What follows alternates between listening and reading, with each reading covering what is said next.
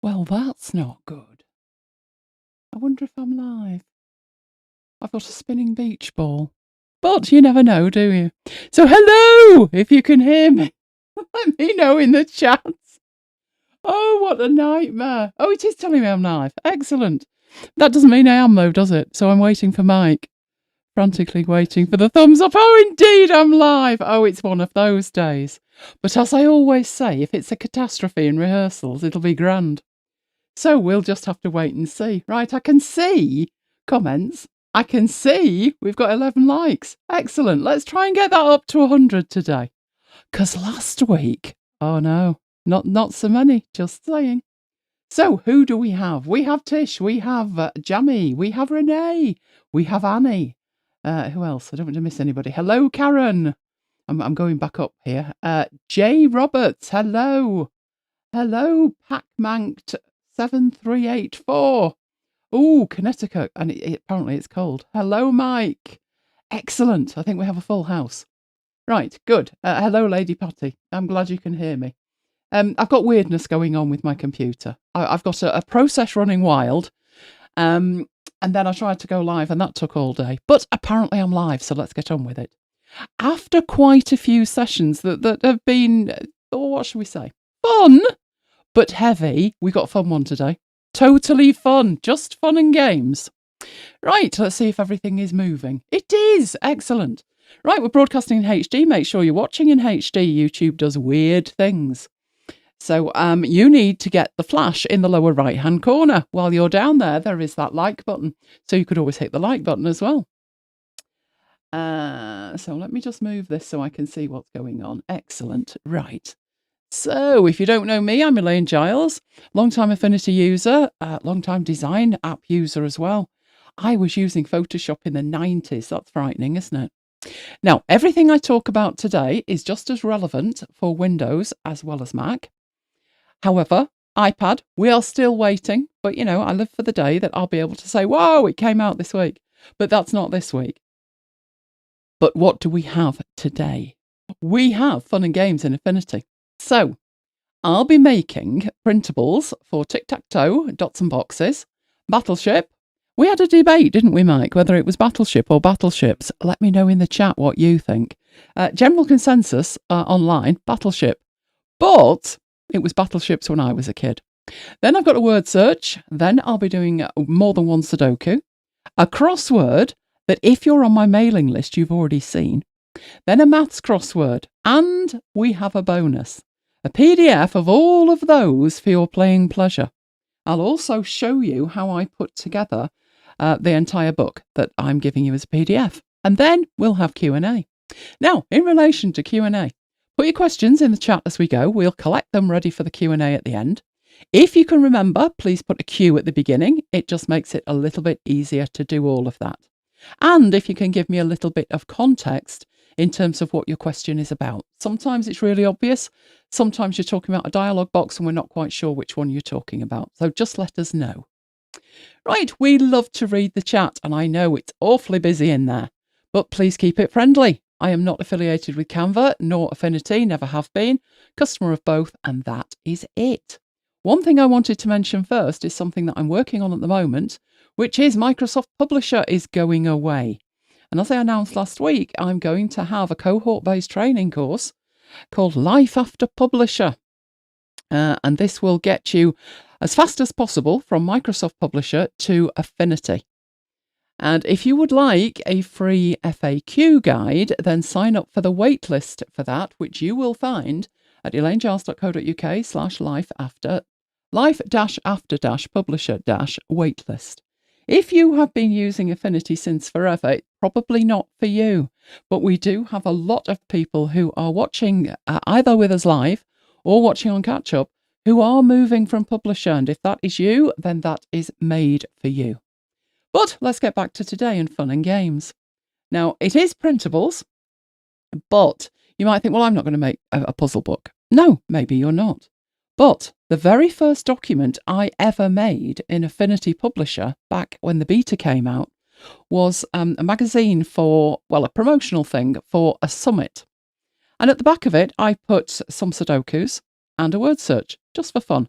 So be it a church newsletter, a photography club newsletter, or anything else, you can always squeeze some games in. So let's start with something quite simple, or seemingly so, and a tic-tac-toe game. Right, so let me get into Affinity. Thought I had it open, but there again, the machine's acting up, so anything could happen. It's thinking about it. Excellent. Right, I'm just going to make a new file. So it has opened up this on the wrong screen, as it does. Right, just so, now size-wise at this point doesn't really matter. It depends where you're putting it. Now, one thing to think about is, do you want to create this in a separate file and then copy and paste it into your real file? Now, that would give you the benefit that you could reuse your puzzles in different documents that you create, or newsletters, whatever it is. Be careful if you're doing that, because if you do that, when you copy from document 1 and paste it into your real document, you can have problems with the styles magically multiplying. Now, today it's just a demo, so we're concentrating on actually creating these puzzles. When I came to create the final document that I'll show you right at the end, copying and pasting into it did indeed prove to be a nightmare. So that's just something you need to think about. In terms of the size, if you are creating it in a separate document, it's probably a better idea to make sure that the document matches the size of the document that you will be placing this in. However, my document was A4, but I'm going to be creating them in A5. And the rationale for that is you need to see it. You do not need to see it like a pinhead in the distance. So I'll be using A5 for this. Now, another thing that I'm going to need to think about at this point, which is different to however I've done this before, is in the final document, these layouts are in spreads. So if I just want a 2-page spread, what I don't want to do is go into here and say, yep, multiple pages, please, 2 pages, excellent. Okay, so far. But by default, it always starts on the right, which means I would get a right-hand page and a left-hand page, but they would not be next to each other. So if we leave it like that, I'll show you what we get, which is this. We'll come to the table panel shortly. We'll put it there out of the way. So I've got my page 1 and my page 2, but because it started on the right, they're not next to each other. Right, that is the default way of doing it, but the other way of doing it is to say, yes, I want facing pages, and I want 2 pages, but I'll have it start on the left, please. When I do that, I get a spread that I can actually work with. Right, so now I'm set up to create this. It couldn't actually be much easier, but we're going to make it more complicated as we go. So, tic-tac-toe. Literally, I just need a table. We will be using tables a lot today, which I noticed in the chat before you'd even got going. Annie mentioned that she wants help with tables. So by the end of today, you'll be all tabled out. So in your layout view, there is a table tool.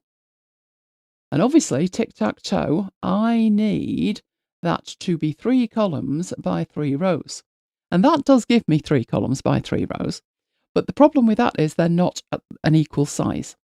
But at least we're almost there. So I'm going to make sure that I've selected everything here.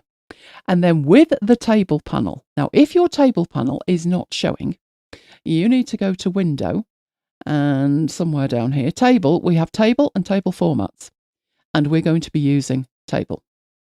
So Table is already showing. Now this is split up into a whole range. We don't want to open them, want to close them. Right, we have 6 separate sections.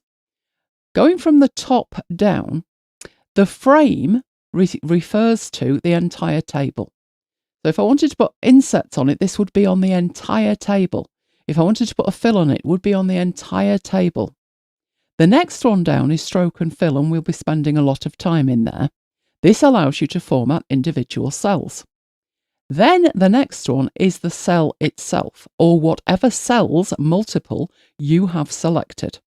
So you can see here that these cells at the moment are 26.6 mil by 5.2 mil.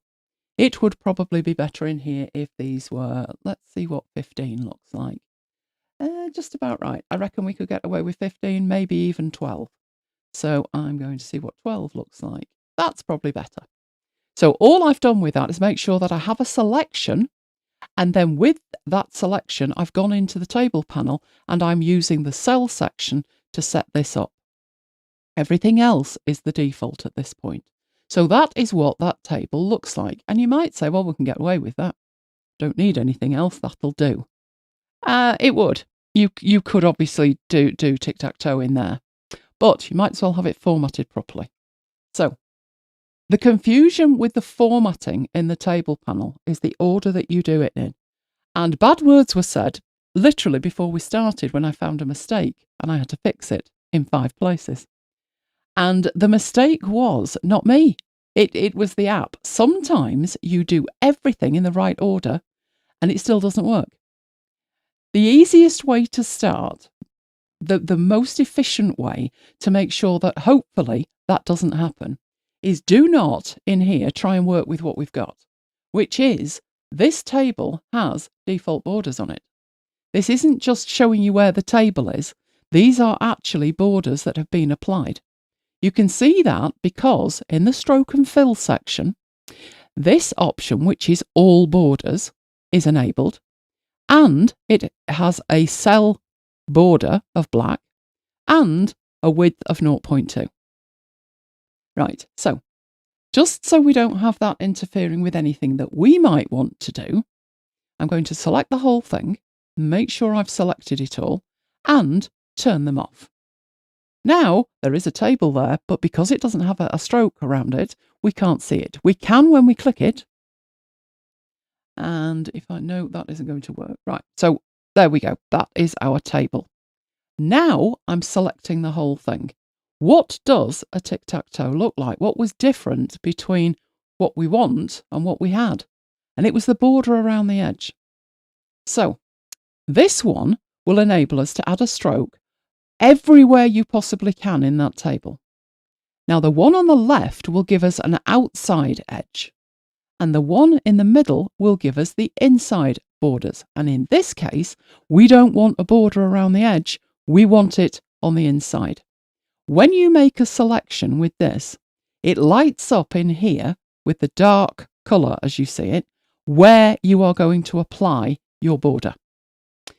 So I have the right area selected. Now, the one thing I'm not going to be concerned about today, because we would be here until it was dark, is I'm not going to be overly concerned about global colours and text styles and all of that. Obviously, you would do if you were doing it for real, but this is a demo. And what I'm showing you today is how to make the layouts. So when I choose my colour, I'm just going to choose a colour in here. But normally I'd go to the swatches and I would choose from a global colour palette. So I can have this whatever colour I like. And I actually had it quite a dark green. So something like that. Now, notice I tell it where to apply it, what the colour is, and then I give it the size. So I would have this at maybe 1 to 1.5. 1.5 looks fine. And that is the correct way to do it. You can come in and try and fiddle, but if you do, the result might not be what you're expecting. So the order that I recommend is tell it where, tell it what colour, tell it what width. And then when you click away, that's exactly what you've got. And pretty much that's a tic-tac-toe, isn't it? But that wouldn't be much of a demo. So let's make the demo a little bit more exciting. We now have one table formatted correctly. This would be intended to either be printed out or put in a PDF that you're then using with a tablet and possibly a pencil. In which case, I'm not going to need to format any text in relation to that table. We will see that as we look at the other examples, but this one, that's all we need. But let's see the whole page. It would be better if we had more than one of these. So what I can do is click once to select, hold the Option key down, which is Alt on a PC, and drag, and then I can create extra ones. And then I can create the extra rows that I need, like this. But the trouble is, they're not lined up properly. And yes, I know, I can go in here and I can make a selection, and I can use my alignment options to align these. So align them to the centre. And then on the align vertically, we have an option to space vertically. And that will space them out correctly, like that. Now, obviously, at this point, these, not right. But because these are, we could now just duplicate those. And as long as we line them up properly there and duplicate, we're okay. That's one way to do it. That's not really a professional way of doing it. Oh, no. There's better ways to do it than that.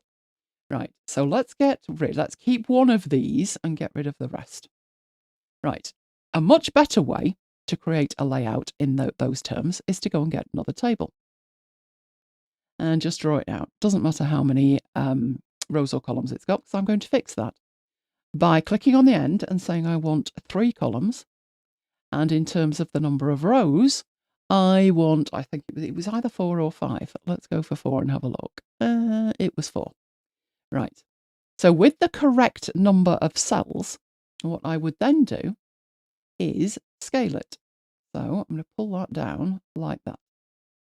And then position that. And obviously I don't have any margins on this either. You will be working to margins in your documents. But I have the basics of what I need. And I think I'm going to make that a little bit wider as well, like that. And now I'm going to select this and cut it. And go into here and paste it. Now, it's not centered. No, it's not. Because this table, all of this here, would need to be formatted before I paste it in. So let's do an undo there and get that back where it came from, which is over there. And in here, we need to make some changes, more than you might think.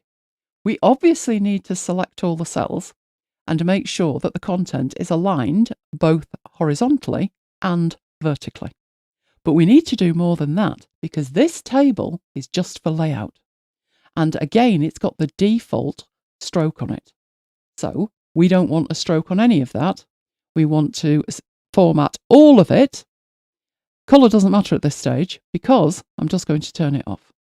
And now we have that magically hidden table. But now it's ready to receive this. So I will cut that from there, paste, paste, paste, and away we go. And what I've done is I have nested multiple tables, in this case 12 of them, inside another table where the second table is literally used for layout. That gives me huge benefits without nesting and nesting and nesting groups. Because what I also want to do is make sure that I've got this double-page spread. I want to have 2 of these. So I'm just going to hold the Option key down and drag, and that way I can easily get that on the other page, and I don't have to think about making sure that everything is lined up. It's lined up because of the second table, which I'm using solely for layout. Now, I've done that before in relation to calendars and all other kinds of content. The one thing to think about with this is it can go wrong because there is a bug in Affinity. Now, for something like this, it will work fine. The one you might want to go and look at, if you're doing something more advanced, is a video that I did, maybe Mike can find it, and it was on a musical layout, staves. And I did this nested table thing, and it worked fine. It does not like it on a master page. So don't think you're going to make maybe a Kindle book, a KDP puzzle book, and you're going to make that a master page and then make magic with it by making 50 pages based on it, because sometimes it works and sometimes it doesn't, and it's a bug. So just be aware of that. But for what we've done here, where this is on a standard page, not a master page, and we've used it for layout, it works absolutely fine. It just makes it that bit easier that you select the outer table and work with that. So if I wanted to create 2 more pages of this, I could Command and A or Control and A, copy, and then I can create 2 more pages, or I could have duplicated what we had, but why do it the easy way, right? And just paste it in. And it just means I'm not handling, in this case, 24 tables. I'm handling 2 tables that within them have 24 tables. And that is the first one, the Tic Tac Toe. Right, so I'm going to save these as we go. I'll put it in here. So that's Tic Tac Toe. Okay, Mike's saying we've got a question. Where you go, Mike? SFN says, where are the symbols? I didn't make a symbol with this one. I will be showing you making symbols, but I don't want to start off with what looks like an easy demo and start talking about symbols. So I will be talking about symbols in the very next demo. Okay? Right, let's move on to the very next demo where we can talk about that. This is what I'm saying. When I'm doing a demo, the issue that I sometimes have is the way that Affinity works. I can show you one thing in isolation from the other 27 things that you're going to need to think about. But if I start talking about the 27 other things you need to think about, you get overwhelmed. So let's just focus on the one thing that we're looking at, and then we'll build it up as we go. I will probably create, yes, I will in the next one. I'll create a global colour. But for something as simple as this, it's the principle that matters and not the nuances of, oh, I know an advanced feature, let's talk about that. I know all of the advanced features, but you don't need to think about them all at once or all in every demo, or every demo just becomes the same. So that's why I don't do that. Okay, I have saved that one. I am going back into here. So this is what the final one looks like in the document, in the PDF, that I'll give you a link to at the end. That is what I did with it. The layout is identical, but I've just put, there's a title at the top of the page, and if you look at the bottom, there are page numbers, and there is the name of the document. So what that demonstrated, particularly, was tables, table formats, and nesting the tables. Yes, you can also think about textile symbols and all other kinds of things, global colours, just not all at once. It gets overwhelming.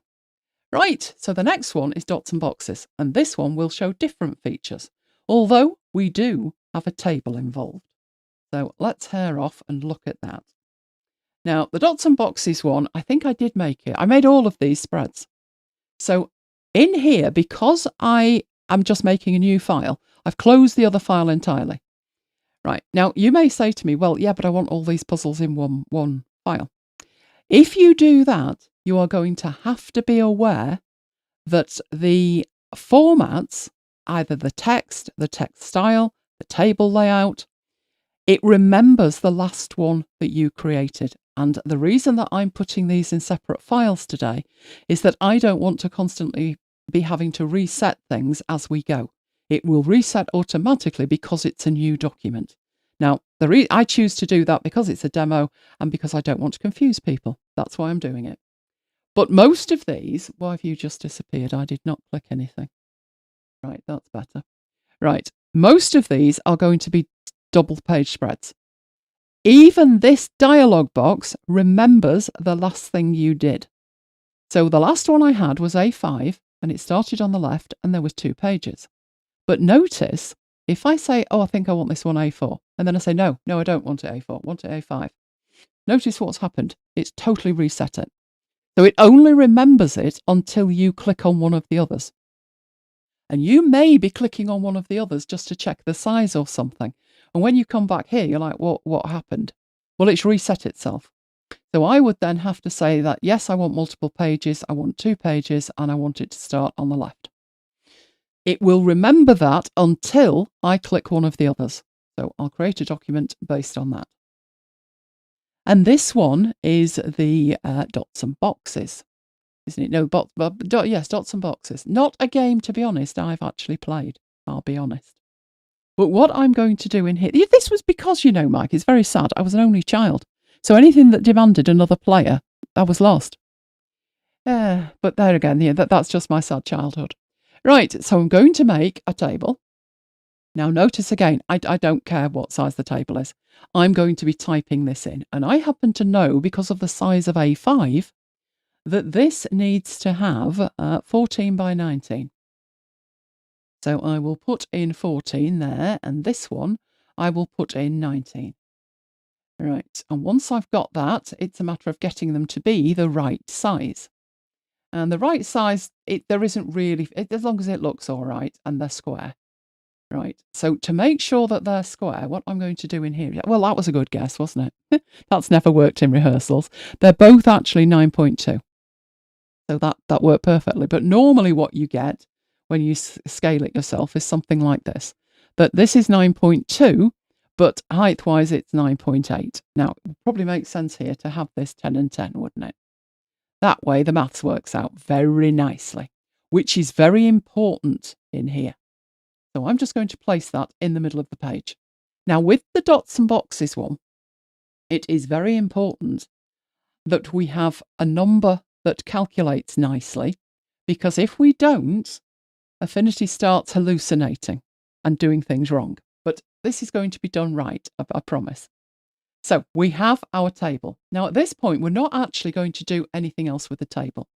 If you've ever played dots and boxes, you need dots that you're going to draw lines between. So the fact that this table has the default stroke on it, which is everywhere in black 0.2, that's absolutely fine. So the best thing to do at this stage is name your layers. You do name your layers, don't you? Yes, of course you do. Of course you do. So this is not the dots, this is the boxes. Sort yourself out, woman. Right, so this is the boxes. Obviously, I do need to see it, but I would lock it because we're going to start zooming in and working really tiny, and we don't want that to move. So at this point, I'm going to zoom in so we can see the top bits here. We've got the box. We now need the dots. So I'm going to create the dots.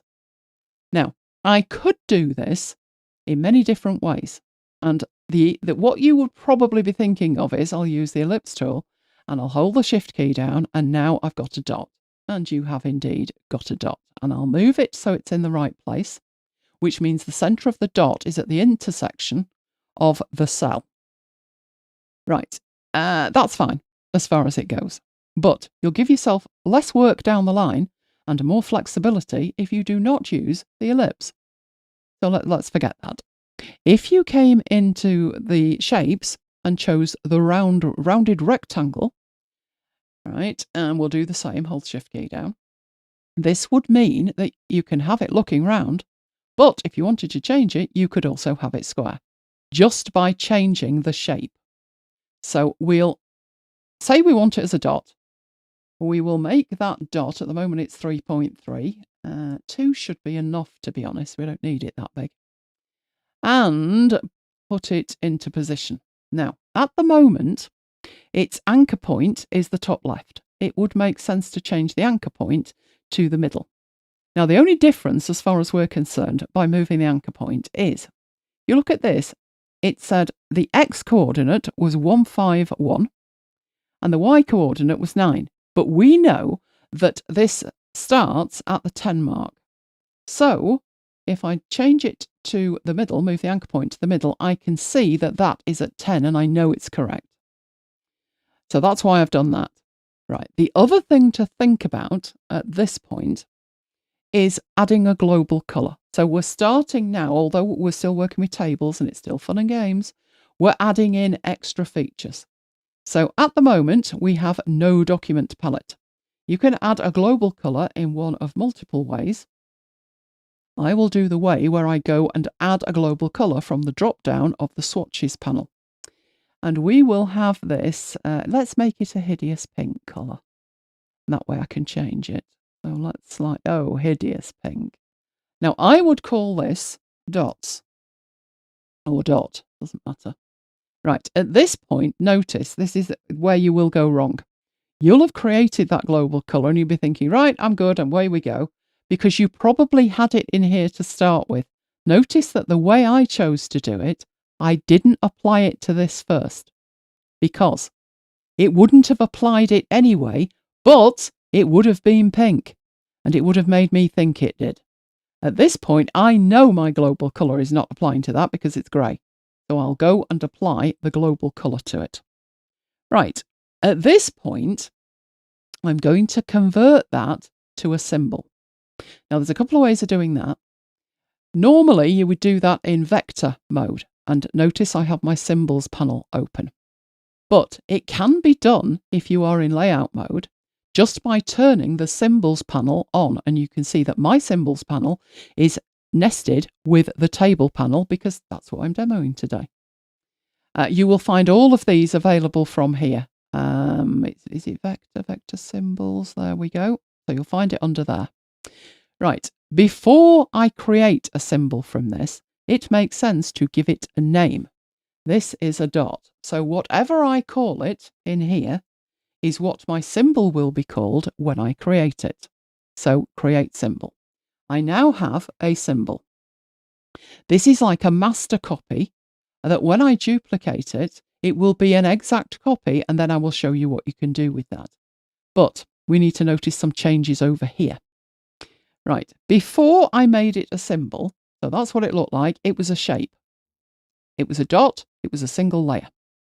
When I made it a symbol, I have an orange stripe, I have a different tiny symbol there telling me it's a symbol, little icon, and when I open it up, there is the actual content of the symbol. So the symbol is a separate layer and has content within it. It's no longer a single layer, it's a container, a symbol container that has the dot in it. At this stage, that doesn't matter in the slightest. We will come back to that mattering. It doesn't matter right now. Now I'm going to move this out of the way so we can see more of what's going on up here. Because the next thing is we need multiple dots. How many dots do we need? Well, we had 14 by 19. We need 266 dots. I'm not going to do them one at a time. You will be relieved to hear. You could power duplicate by taking the first one and putting it in position there, and then power duplicating, but that takes far too long. So we'll use the newer method here, which is move duplicate. So with the symbol or layer or shape or whatever it is that you want to move duplicate, you press enter. And that gives you the move duplicate dialog box. And you can in here move it by a set amount. So I want this to appear at the intersection of the first and second cell. So I would have to move it how much? Well, if you remember, I said it's easier if it's 10. Because when I had it at 9.8 and I did this, it started to run out. And I thought, what are you doing? Now, it should work no matter what the distance is, as long as you know what the distance is. But Affinity was doing its own thing.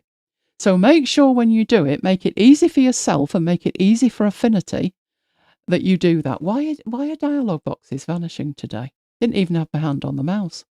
Right, so I need to move it 10 millimeters horizontally. So click in there, put 10, and it shows you where that's going. It also shows you where it's come from.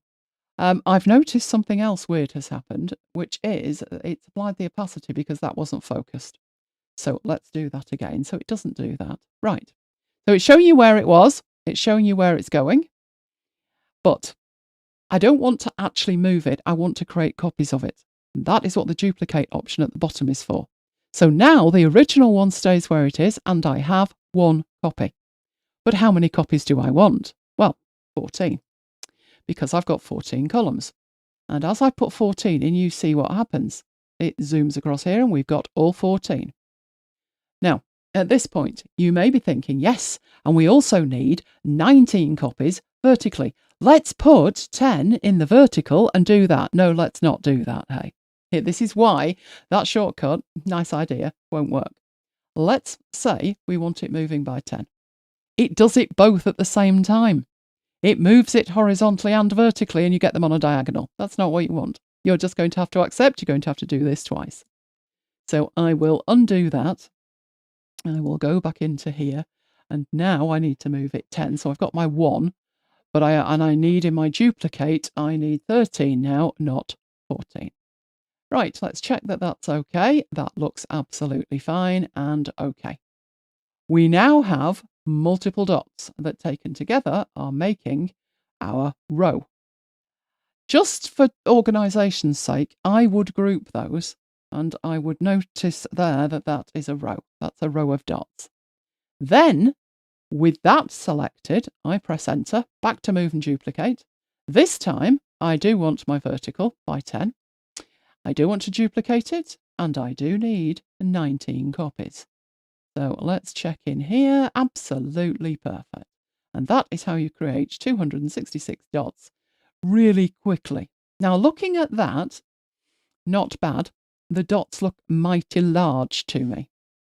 These are my rows of dots, so I probably would group that, and then I would name that dots. That means I can manipulate this separately from the boxes. Notice the boxes wouldn't move because the boxes are locked. But when I'd finished, what I would do is select the two of them, group that, and then call it what it is, which is dots and boxes. And then everything is neat and tidy. Future you will thank past you for having the sense to name everything neatly in here. But we're not done at this stage. So I've just said I think the dots are a smidgen on the big side. Right, well, let's zoom in and have a look at them. What if we wanted the dots to be smaller? What if we wanted to make changes to the dots? What if we don't like the pink? Because I don't like pink. Pink stinks. So I might want them green. Now, before we start getting concerned about a symbol, we made a global colour. That was pink. So if I right click on here and I edit the fill, and I decide I want it to be greener, I can, in there, make that green. Now notice weirdness has happened. So that is going to be green. Notice what's happened. I definitely applied that colour. You saw me do it. And it's ignored it. And this is why sometimes things just don't work. But because it's a symbol, we can fix that. So the business of it being a symbol means that although these are separate objects and you can see them as separate objects in here, there is one of the dots, they don't have to be treated as separate objects. Because they're a symbol, change one, you will change them all. So I'm going to click to select the row, double click to select the dot, and surely at that stage I just need to apply the global colour. And indeed I do. But to make certain changes, you need to drill down again. Right, which is, if I want to change the size of this, well, surely I just change the size of it. I could do that, and it would change the size. Well, yes, it did. It just didn't change them all. But you've just said it's a symbol. I know. But the size of it is per instance, not the master symbol. So let's undo that, because that's definitely what we want to do. And you can do it, but notice what's selected in the layers panel here. It's the symbol. And I said the content of it, which is the dot, is inside the symbol container. And indeed it is. So if we do that, and then we go in here and we say make it 1 millimeter, it will do it to them all. So if you're trying to do this on your own and you're thinking, oh, when Elaine did it, it changed them all, it's not doing that. It's just that you have the container selected and not the contents of the container. Now we have the right shape at the right size in the right location that's the right colour. And then, now this happens all the time, then your client says, I don't want dots, I want squares. But you know that I had the foresight not to use the ellipse tool. So I'm going to zoom in even more so we can see what happens. If I double click that again, I'm in the symbol container, in the shape, double clicked it, now I've got the red handle. The red handle is what enables me to change that from a circle to a square. And because I did it inside the container, it has happened to all of them. Excellent. That's what I want. And then the client comes back and says, no, I don't want a square. And you're like, that's fine. Let's go back to the ellipse then. No, I don't want that either. I want a cross. And bad words are said. But it's fine because you made a symbol. So what I'm going to do with this one is, where's my sizes? I did have a size in here. So at the moment, this is 1 millimeter by 1 millimeter. So I'm going to take the chain off that and I'm going to change the width, I think, to 0.5. So it's much skinnier. And that's happened to all of them because I'm inside the symbol. But I needed a square. No, this was a cross, wasn't it? Now, there is a cross in here somewhere. I'm sure there is. Why do you have to make your own? Let me have a quick look. Oh, there isn't. Right, fine. So we'll do it this way then. Right, so I have half the cross. I do not have the second half. But I'm in here. So I'm going to Command and J, or duplicate, and that gives me 2 of exactly the same shape. But you'll notice this rotation handle. And as I rotate it, Now we have a cross, not just in the one symbol, but across the board. There they all are. Right, good as far as it goes. Then, the client, clients, bane of your life, trust me. Right, what you would do then is, yes, but it's Valentine's Day, so now I want it to be a heart. Really? Yeah, you do, don't you? Which means you want it red, and you want to change the entire symbol. Oh dear. Right. You might think, well, I'll just delete this one and start again. But if I delete at the level of the symbol, it just deletes the one symbol. Don't do that. Go into the symbol, make sure that you are inside the symbol with the shapes. So there are the shapes, and delete from there.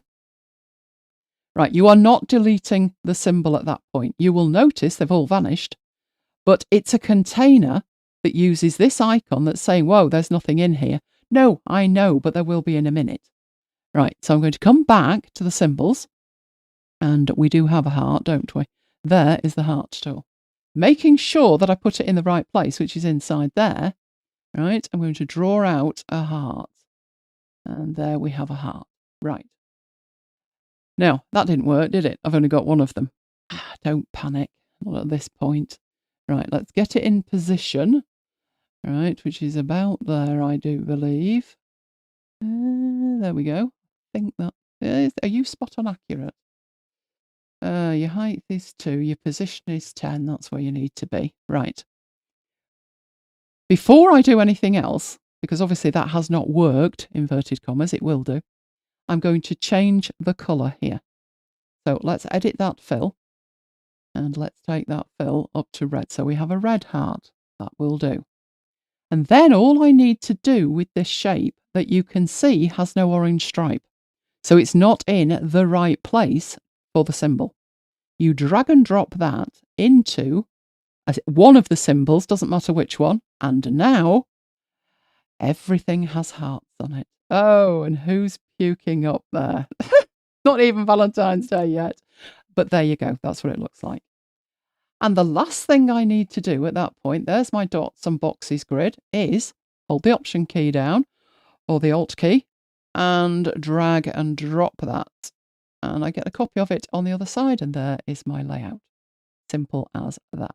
And it probably needs to move that way a bit, but there we go. Right. Do we have any questions relevant to that at this stage, Mike? Okay, we got no questions about that at that point. Right, so we'll save that as, that's the dots and boxes, isn't it? So let's get the dots and boxes there. And we'll move on to the next one. So the dots and boxes enabled us. We used tables. We used table formats. We used a global colour. We used a symbol. And we also used the move duplicate. Now that was added not that long ago. It was probably about 18 months ago that the move duplicate was added. And people were like, well, why do I need that when I've got power duplicate? It just gives you different options. And I find myself using that more than power duplicate. But power duplicate still has a place. It's just not to do something like that because the other options are now much faster. So those were the features that we looked at there. The next one we're going to look at is Battleships. So again, we are involved with tables, but we've got different formatting to do. So let's go into here, and again, I will make it A5. Again, it has remembered everything, so I'm not going to need to talk you through that every time. So we have a double page layout. And what I need to do at that point, why have you disappeared? Why have I got weirdness happening today? I do not need weirdness happening today. Let me try and get that back. Right. I think my mouse is possessed today. Right, I'm going to need a table of some description. In fact, I'm going to need 2 tables of some description. Right, I happen to know these tables for a Battleship grid needs to be, well, the grid itself is 10 by 10. But I'm not going to make it 10 by 10.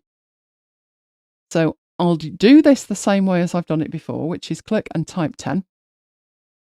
No, 11. I said 11, didn't I? I'm going to make it 11. I will explain why. But I'm not going to type on this one because there's another way. You can drag down to increase. You can drag back to get it to 11. And now it's the right size, as it were. Right. I am in here going to make sure that the cells, so let me bring back the table panel that I had here and move that so we can see it. Right, these need to be square of some description. So let's try it at 10 and see how we go. We could probably make that a little bit bigger. I do believe I had it at 12. So we have a grid that is 11 squares square, and each cell is 12 millimeters. You can have these any size you like, but just make sure that the squares are square. Now, at this point, it needs formatting. Now, why, when the grid is 10 by 10, did I make it 11 by 11? And the rationale for that is we need to have coordinates on this. So when you play Battleships, it's A5, H3. So we need to have some reference so we know what is where. We are going to need to format this table. Right, I will show you what the final table looks like. Let's see if I can do that. Right, I did, and I named them and everything. So if I show you, this is what that is going to look like in the final thing. So what I'm talking about here is this grid is 10 by 10, but we have hanging off it on the left-hand side and along the bottom the references. So this table's going to need formatting differently than all of the other tables. So let's get rid of that and come into here. Remember, the first thing to do with a table is take the format off it. Because if you're trying to work with half a format, oh, you will be saying bad words. You will teach yourself some new bad words. It'll be that bad. So the first thing to do is make sure that you choose all the borders and apply nothing. Let's take everything away. Table's still there, but it has no format. Right, because this bit of the table, 10 by 10, is what needs to be formatted. The rest of it does not need the same format at all. So with that bit selected, what I want to say there is make all of it, and I'll leave it at black, but you could have a global colour, and then in here give it a size. So I'll make that 1 point. And OK. And we now have the grid that we need. In fact, I don't even think it needs to be 1 point. Looking at it, I think that would probably be better at 0.5. Right, that looks better. Right, with the same 10 by 10 cell selected, I then need the outside border to have a darker stroke. So I've selected outside. We'll have it the same colour, but this time we will make it 1.5. We don't want it too bad. We'll have it 1.5. Does that look 1.5? That does not look grand to me. Let's make it thicker. I just need it that you can look at it and say, there we go, that'll do. You can see there's a difference. Right. The rest of that, do I need to make any changes to it? Well, if you're playing digitally, you might, because if I type in here my battleship, so let's say my aircraft carrier is A, and A. If I type in there, that's where my battleship is. All right, it's in the top corner. So if you're playing this digitally, one thing you may want to do is select it and make sure that you centre a line vertically and horizontally. You might even want to increase the size of that to have it something like that. But if you're not playing digitally, it doesn't really matter. But what does matter is what's going on in the outside edge here. Now, these cells definitely need to be aligned vertically and horizontally. Now, you could do that by selecting it and applying it, and then selecting all of this and applying it. Or you could use a term, non-contiguous cell selection. And what that means is I want to select all of those cells and all of those cells. And how you do that is you make your first selection just by clicking and dragging. Then you hold the Command key down, or another key on Windows, probably Control, but don't quote me. And then you make the second selection. They don't even have to be next to each other. Obviously, these two are, but nothing to stop you selecting there, hold the Command key down and selecting there. So don't do this one by one or in multiple passes. Select all the cells you want to impact and then make the changes. So I'll use these two options for vertical and horizontal alignment, so it's centered. And then down here, this is going to be A and B and C. And if you're wondering what that blue thing is, it drives me crazy. It's my Logitech keyboard screaming at me that I've got the caps lock key down. H-J-I-J, that's right. Right, that's why we're seeing it. So I'll turn off the caps lock key, does my head in. Right, that one doesn't have anything in it, but this one needs to have 1 and 2 and 3 and so forth. So notice that I'm putting all of these in first, and I'll worry about the formatting of them later. So once they're in and I can see them, make that non-contiguous selection again and just increase the size of it. You can make that bold as well if you want, whatever looks right. And that is your Battleship grid. The only other thing that I needed to put on there, so I'm looking at my data. Did I do? No, silly me. Right, what I need to put in there is a key at the bottom. So, seeing as though I didn't have the foresight to do to make that text available, what I'll do is, this is a reasonable tip, isn't it? I'll bring this on. Right, that's what I'm working to, and this text down here is the text that I now need to have to put into that text box.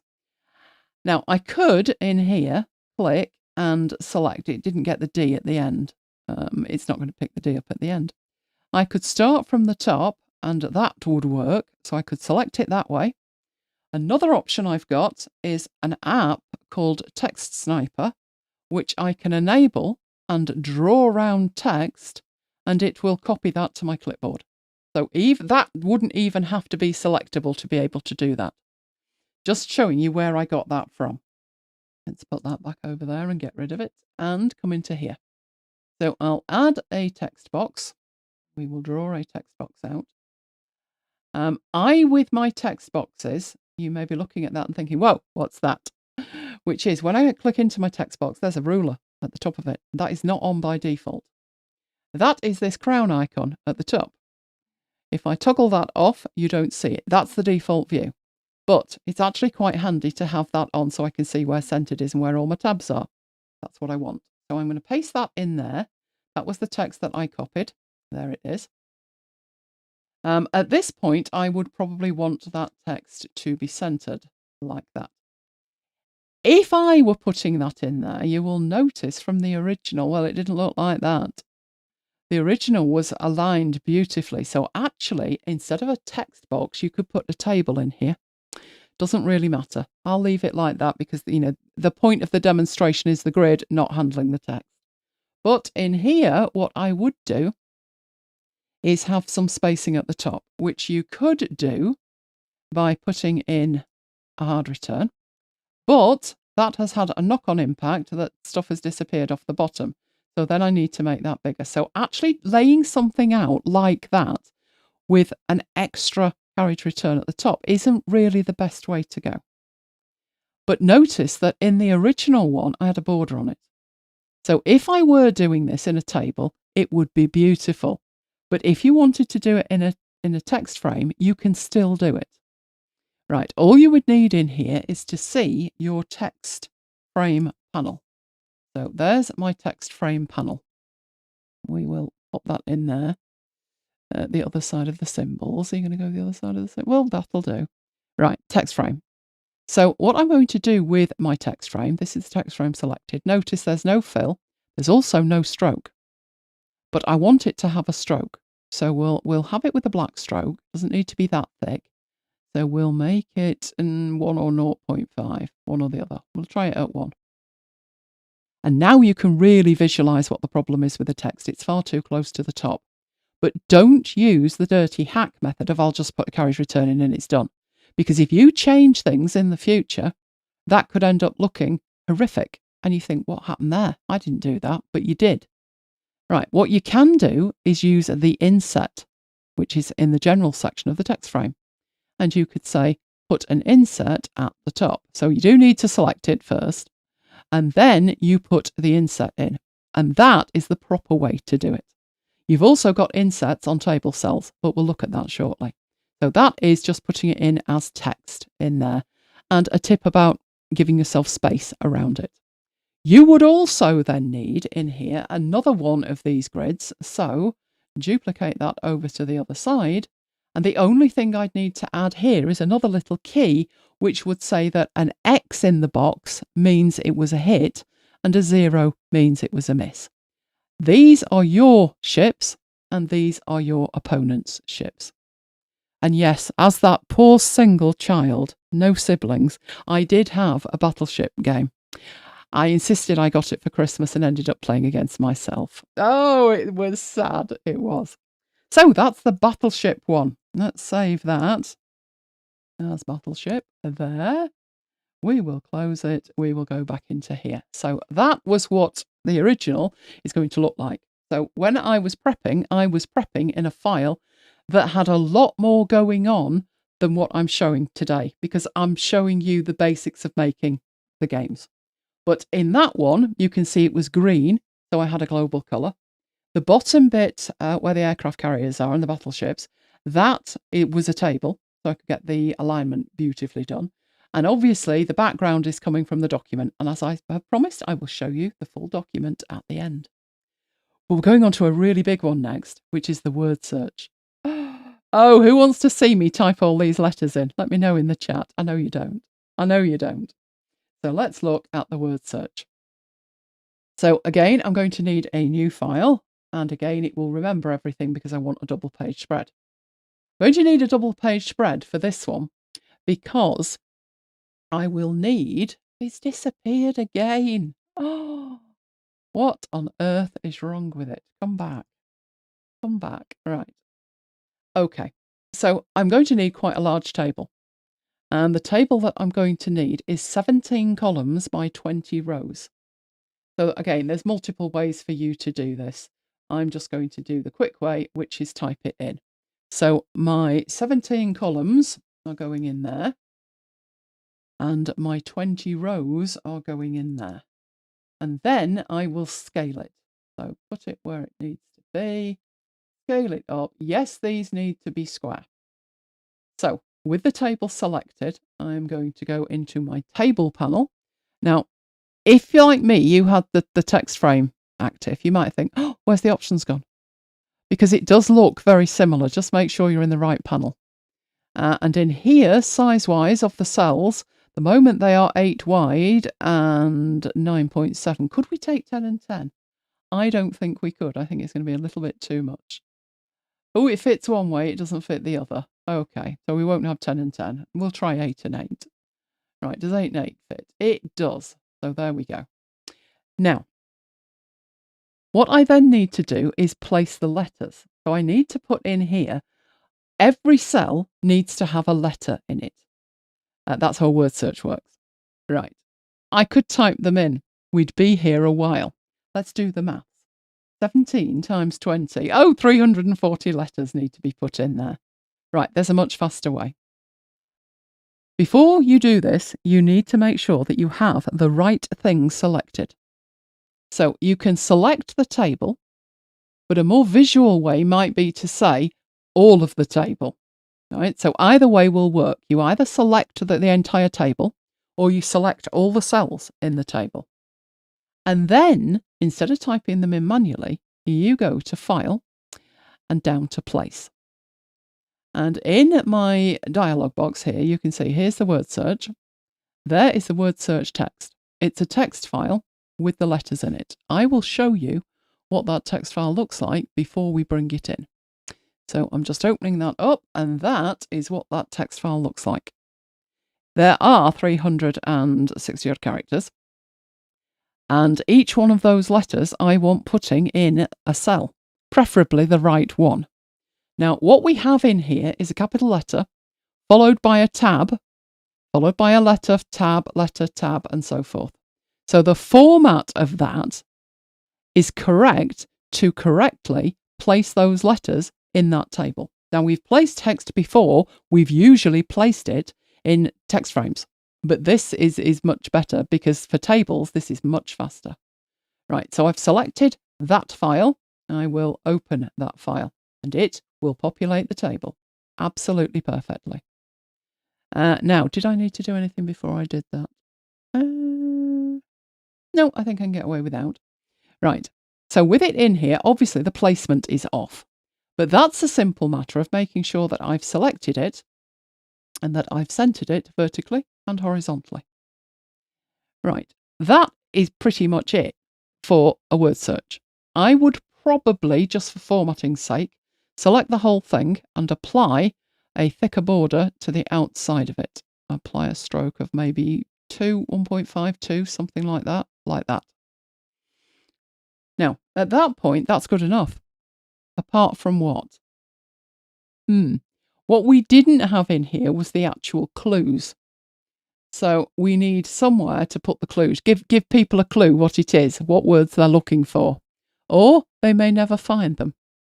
Now, did I do that? Word search. Oh, silly me. Right. I know where these words are. I know what the words are. So I need to go and get that. What I'll do is I will show you. Well, I'll copy them first. And then let's put them in a text file so we can see them. Right. These are the words that we're looking for. So I've copied these and they need to be all on separate rows to make any sense. So let's do that. They're not alphabetical either, not the way I've copied them. But we can sort that out. So what I've done with this is I've screen grabbed this with my text sniper. And I will put those in there.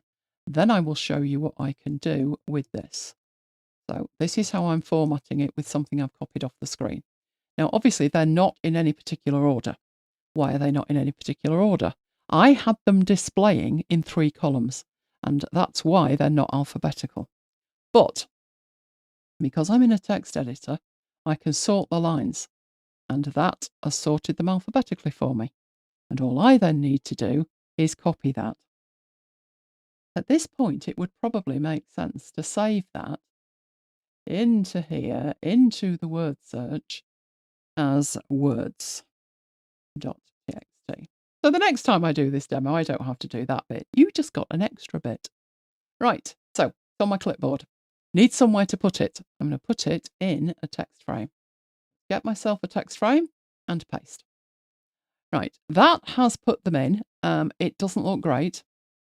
And there's lots of gaps, etc. So I need to start thinking, how is this going to look better? And there's an overflow on it as well.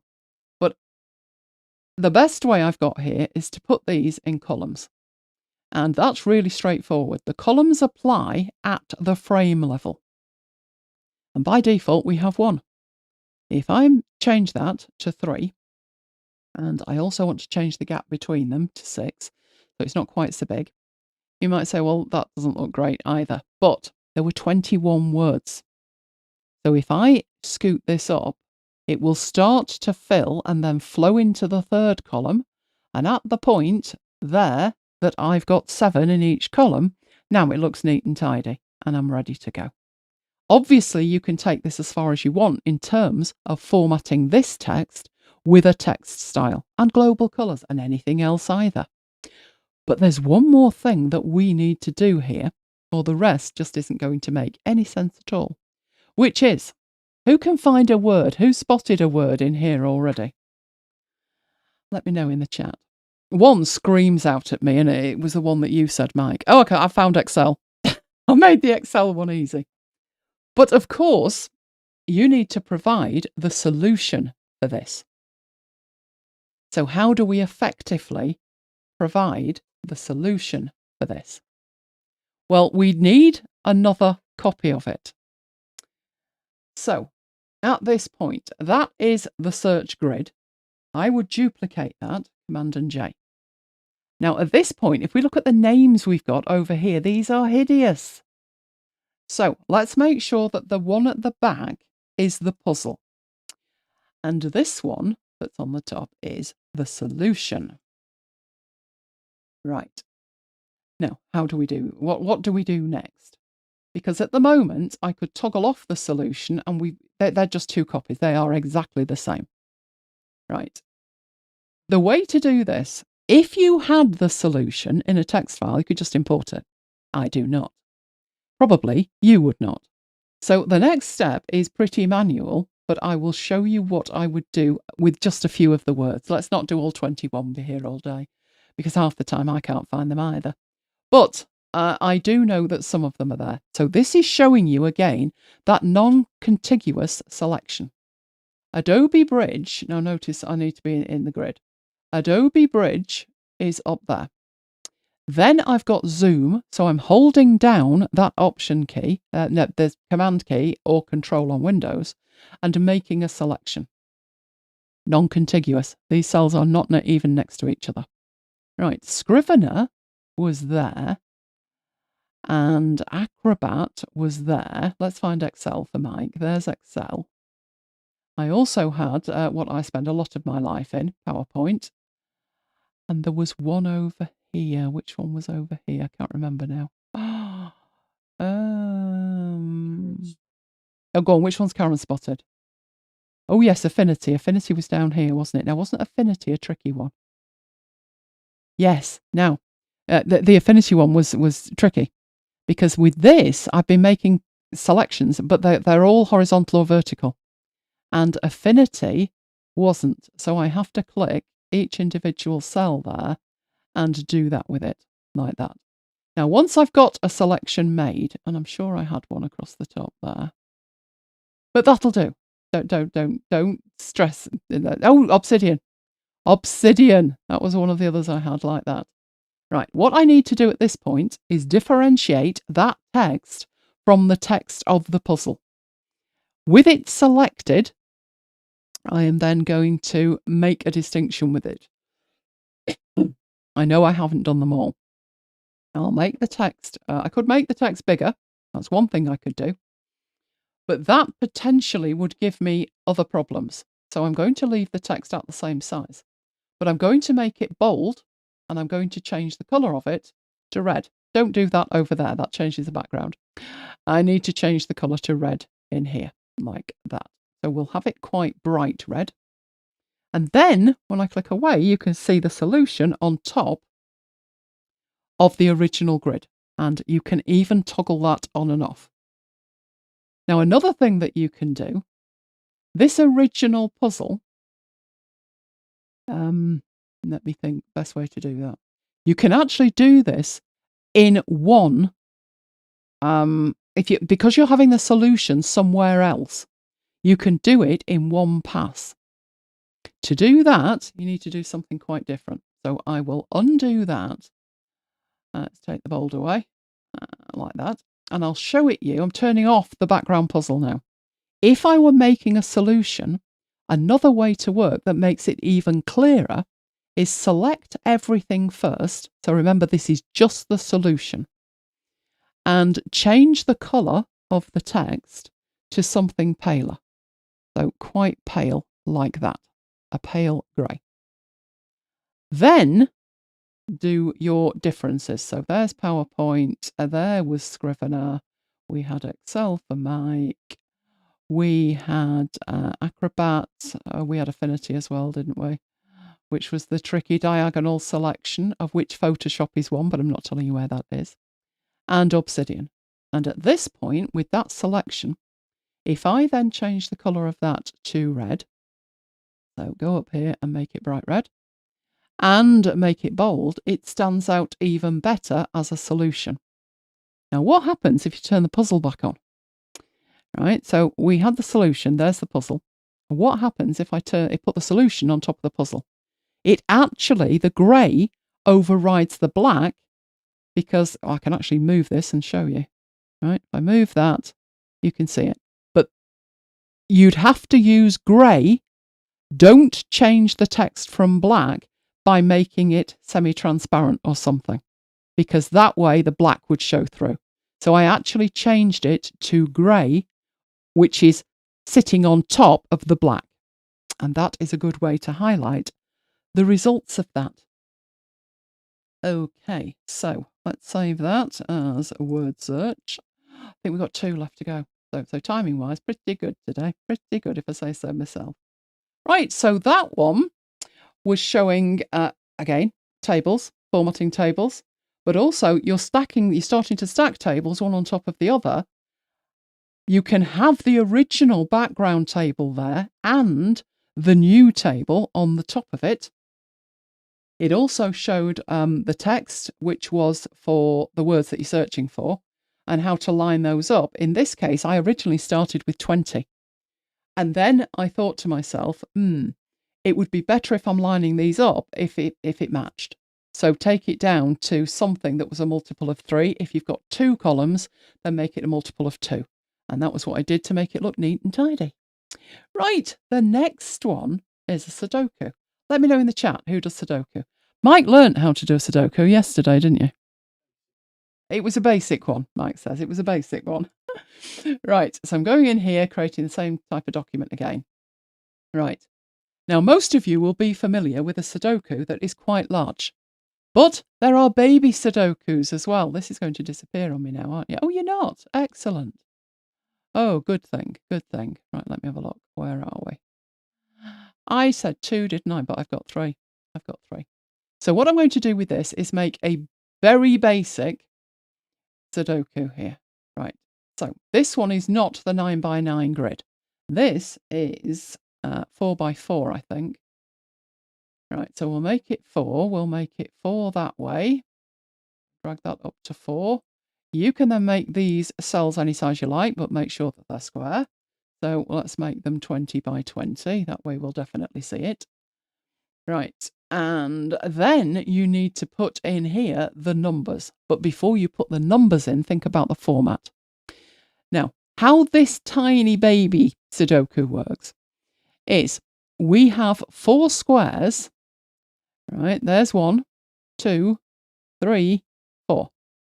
And these are going to have the numbers 1, 2, 3, and 4 in them.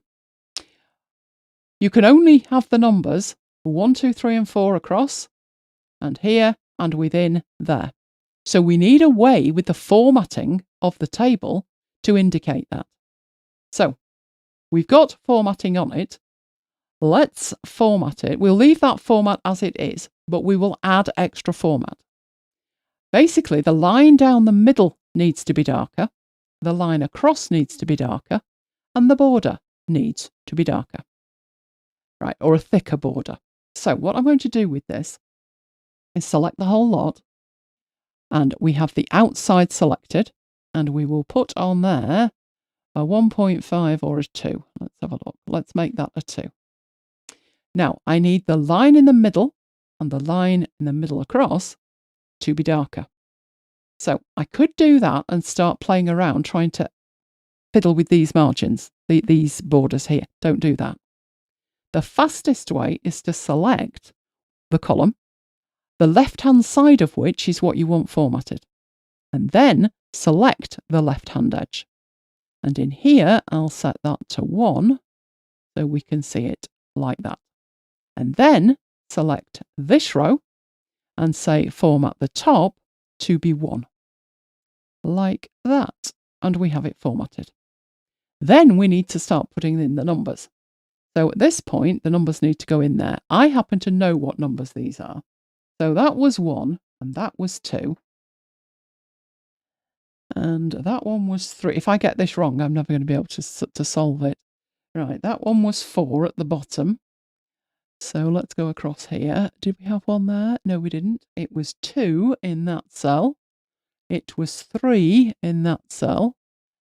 And 2 in that cell. As well as 2 in that cell. Right, so that's 1, 2, 3, 4. 4, yep. And that's right, because otherwise I'm never going to get the answers in. Now, obviously, it looks like a very dodgy crossword at that point because they're so tiny and they're in the top corner. But we select the whole lot and something's going to happen here that I will explain why it's doing it. I wish it didn't do it, but it does it. So we just have to live with it. Right, it needs to be, the text itself needs to be bigger. It also needs to be centered vertically and horizontally. So I've done that and then I'm making it bigger. And at that point, something happened. Right, so that I'm eyeballing this because the something that happened was this dialog box that's supposed to be showing you dialog box. This option, which is supposed to be showing you the font size, went blank. Right, if I undo that, you can see it said 12. Oh, okay. Well, I didn't know what size I wanted it, so I used the increase font size. But if I did, if I knew I wanted that to be 20 points, I could type 20 in, press enter, and indeed, my text is now 20 points. But that's blank. Why is it blank? This is just the way that Affinity works. It plays with your mind. Because you can see that I have everything selected and I've made it 20 points. So technically, as I go in here and 2, 3, 4, that cell must be 1. So I'll type 1 in it. Well, that's not the right size, is it? No, it's 12. It's because the text size attaches to the text and not the cell. So I'm going to have to reformat this when I'm finished to make sure that they are all the same size. It's just a pain in the proverbial. Now, at the moment with this, in terms of do I want to put that in there? No, I probably don't. Because it's the solution and I'm going to want to toggle it on and off. So if I duplicate that and it sits on the top, make sure you name the original. So that is the puzzle or the Sudoku, whatever you want to call it. And make sure it's locked because you do not want to be editing that one. You want to be editing this one, which is the solution. Right, so this was a 1, which means that that is a 3, and that is a 4, and that is a 1. That's a 4, that's a 3, that's a 1, and that's a 4. So now that's formatted. But these numbers that I can see in here, right, has it have a look. It did. Ah, silly me. Right, okay, made a mistake. Right, what I should have done was turned off the puzzle layer and selected everything in here and get rid of them. That's what I should have done. And then put the solutions in. Now, that's difficult with the background off. So you'd have to then have the background back on. But the reason that I've done this, and I didn't do this with the word search, is so I can format it. So I'm putting these in, and that was a 4, that was a 1, that was a 3, and what were you? You were a 1. Right, when I make this selection this time, we toggle off the background, and I'm only formatting these cells. So I want them to be bold, I want them to be 20 points, the same size as the others, but I also want to change the colour so they are red. So the solution only contains the solution this time. And then when I turn the puzzle back on, you can see it like that. Now that's a very, very straightforward one. But what if you want to make a standard Sudoku? Well, a standard Sudoku is 9 by 9. So let's go in there and sort out the 9 by 9. Right, I'm less concerned this time with the numbers and the solutions and all of that. What I'm concerned with this time is that I can create this and format it correctly. So let's make these 10 by 10. And there is my Sudoku grid. But a Sudoku grid does not look like that. So let's get it in position. It would have a border on it and it would be segmented because in this case, you have squares of 9, 9, and a 9. And you need some way of indicating that. So while the individual cells already have a very thin stroke applied to them, we need to make sure that the outer border is much thicker. So we'll have that, not quite that thick, but we'll have it oh, hang on. I should have clicked that first. So let's undo that. Right. I thought I'd done that. Oh, right, I see the problem. Right, you can't select the outside border without having the cell selected. Notice that at this point, I can't select any of these. I'm clicking them and it's ignoring it. Right, that's another annoyance. Right, you need to select it and then you can select the outer edge and then you can apply that. So it's thicker. That's nice and thick. That will do fine. Then these 9 cells need to have a border along the bottom and the side. But that's not the way to do it because you'll be there all day. So when you're looking at a table like this, be it Sudoku or for any other content, stop, look at it and think what's the easiest way to format it going to be. Now in this circumstance, select the middle 3 columns. And this time you want to format the right-hand side and the left-hand side, which is an option. So you choose the outside vertical, you go into here, give that, I would say, a 1 or a 1.5, and then grab the middle and choose this option, which is the outside horizontal, meaning top and bottom, and do the same in there, like that. And then you have the grid. Now, obviously in here, you're going to want to put the numbers, and the scope for going wrong is astronomical. All right, so what I have done, I will show you this. I have a text file. That's the text file. And again, I'm going to place it. We have blank cells in here, which is represented by a tab. So in that cell, as it were, there's a tab. So you can do that in a text file. And then all you need to do is go into here and tell it where you want to put it. File place. It was Sudoku. That is the puzzle. So we'll put that in there. Now notice at this point, you're like, oh, what's it done? It remembers the last format, which was bold and red, etc. Sadly, it doesn't remember the position. I wish it remembered what I wanted it to remember. But in this circumstance, you would have to grab that and start formatting it. But what I'm going to do at this stage is, there's my table, my large one. I'm going to duplicate it and then come back to it. So I will get rid of that one and we'll be working on this one. Right, so I'm going to do that again and then I'll format it. You'll see why I've done that. So let's place the content, which is the puzzle itself, then format it. So grab hold of it and get it aligned correctly.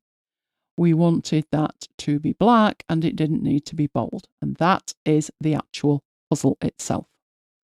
Right, so again, make sure you name these layers, otherwise you will drive yourself crazy.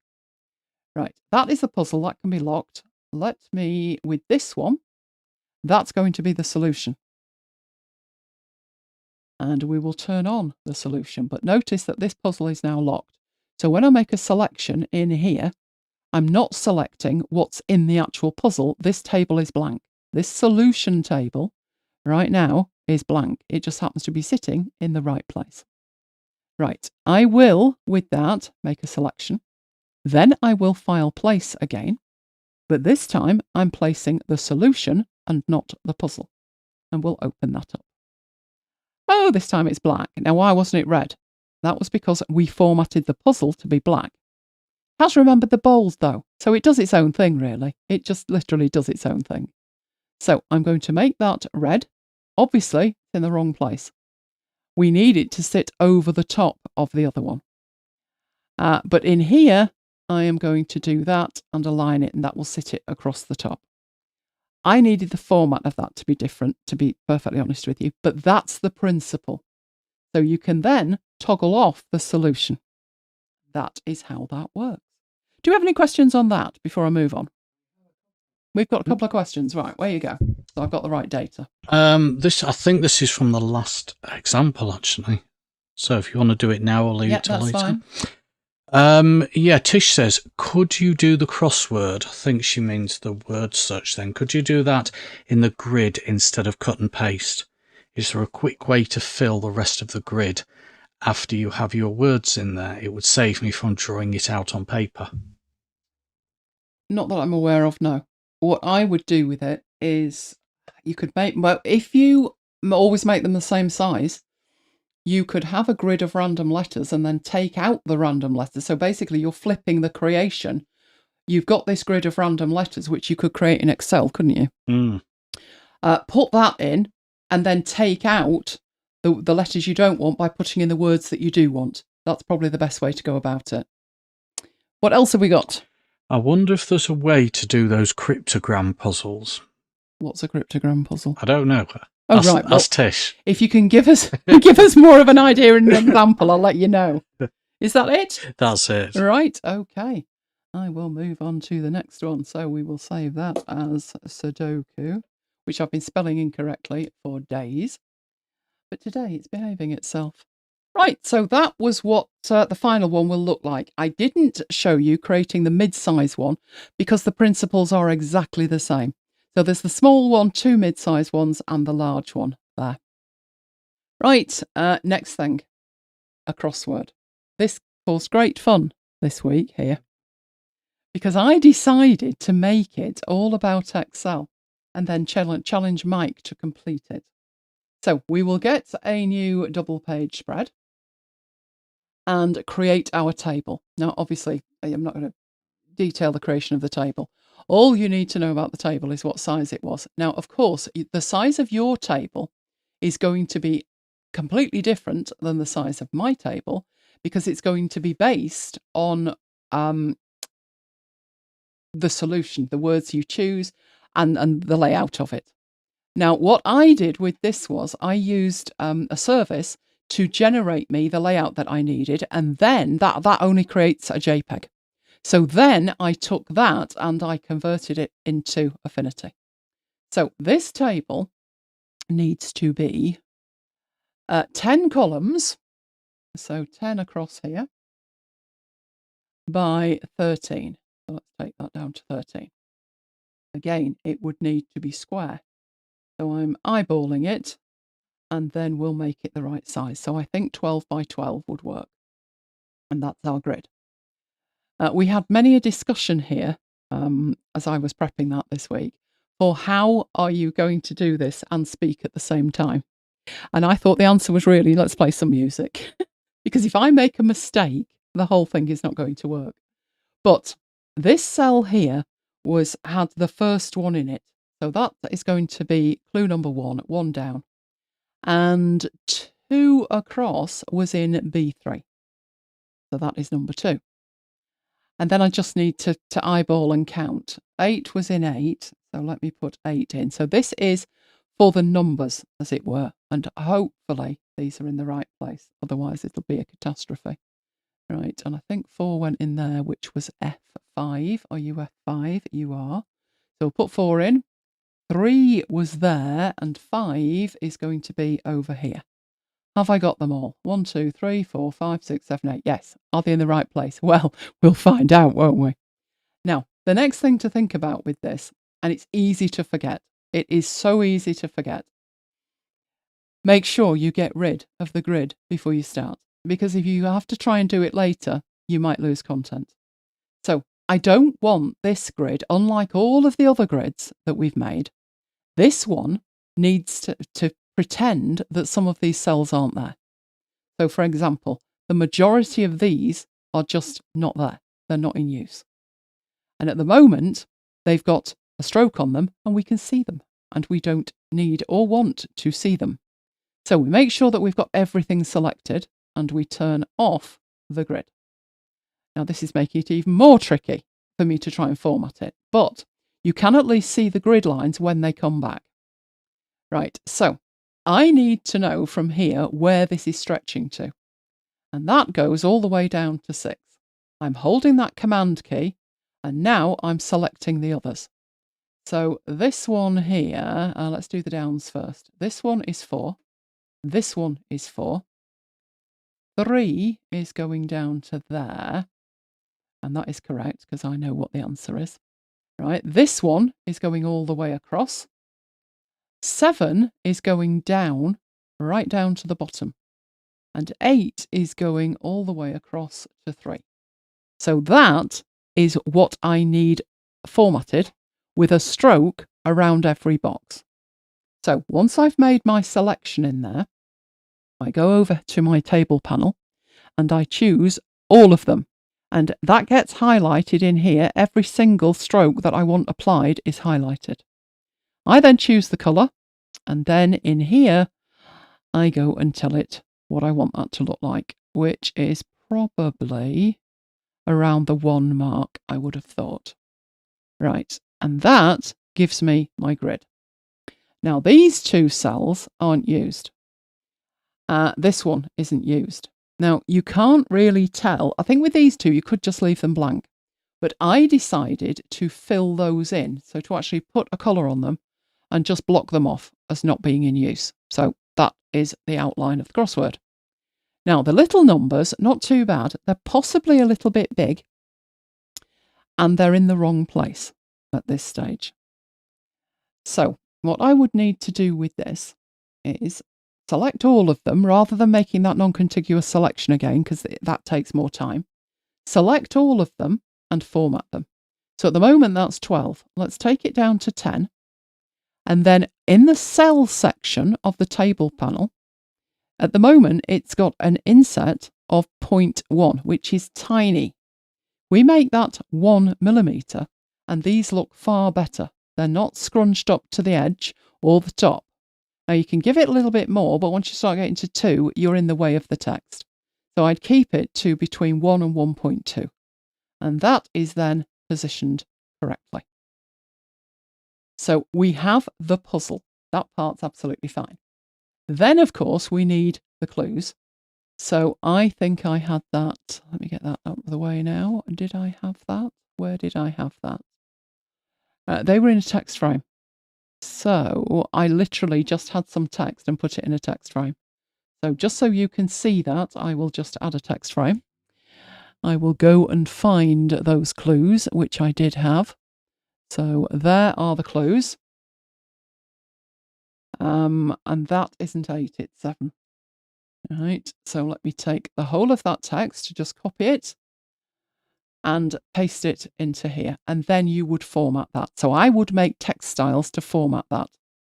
This file has defaults in there though. So if I put that as a heading 1, we can see it centers it and it makes it bigger, and that's fine. That looks absolutely fine. But then what I need to do is put the solution in here. Now, you could, of course, just type it in, but you'd have to be careful. Where are you typing it in? So the big feature with this is how to effectively get the content in there. Now, this one isn't that big that I couldn't type it, but first thing I'd need is a table to do that with. So I will call that a puzzle. I will then duplicate it, Command and J. Why did you not duplicate? Right, let's do that again. There we go. Got 2 of them. Also be careful when you do this. It tends to put the new one that you think is the solution behind the puzzle. And it would probably need to be on top, so make sure it's in the right place. And that one is the solution. And I'm going to lock puzzle. Right, I could just start typing in. Now, I'll just show you what would happen if you had a single grid and you tried to do that. So I think one of these, now I need to frantically read the clues. Where are the clues? Oh, where have the clues disappeared to? Oh, hang on, I've called that puzzle and this is puzzle, isn't it? Oh, right, clues. Let's put that at the back out of the way. And this one is then the puzzle. Right, and then let's lock that. That's better. Right, let's take an easy one. Right, is it all adding up? This is an Excel crossword. All the answers are Excel functions. Well, obviously the answer is sum. Now, if I go into here and I type S for sum, you'll see it appears next to that. Well, that's okay.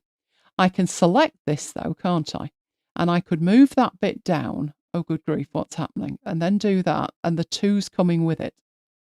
Now, the reason that we have a 2 behind it is the puzzle's turned on, but that is what it would look like. You cannot put text in a cell in 2 different places.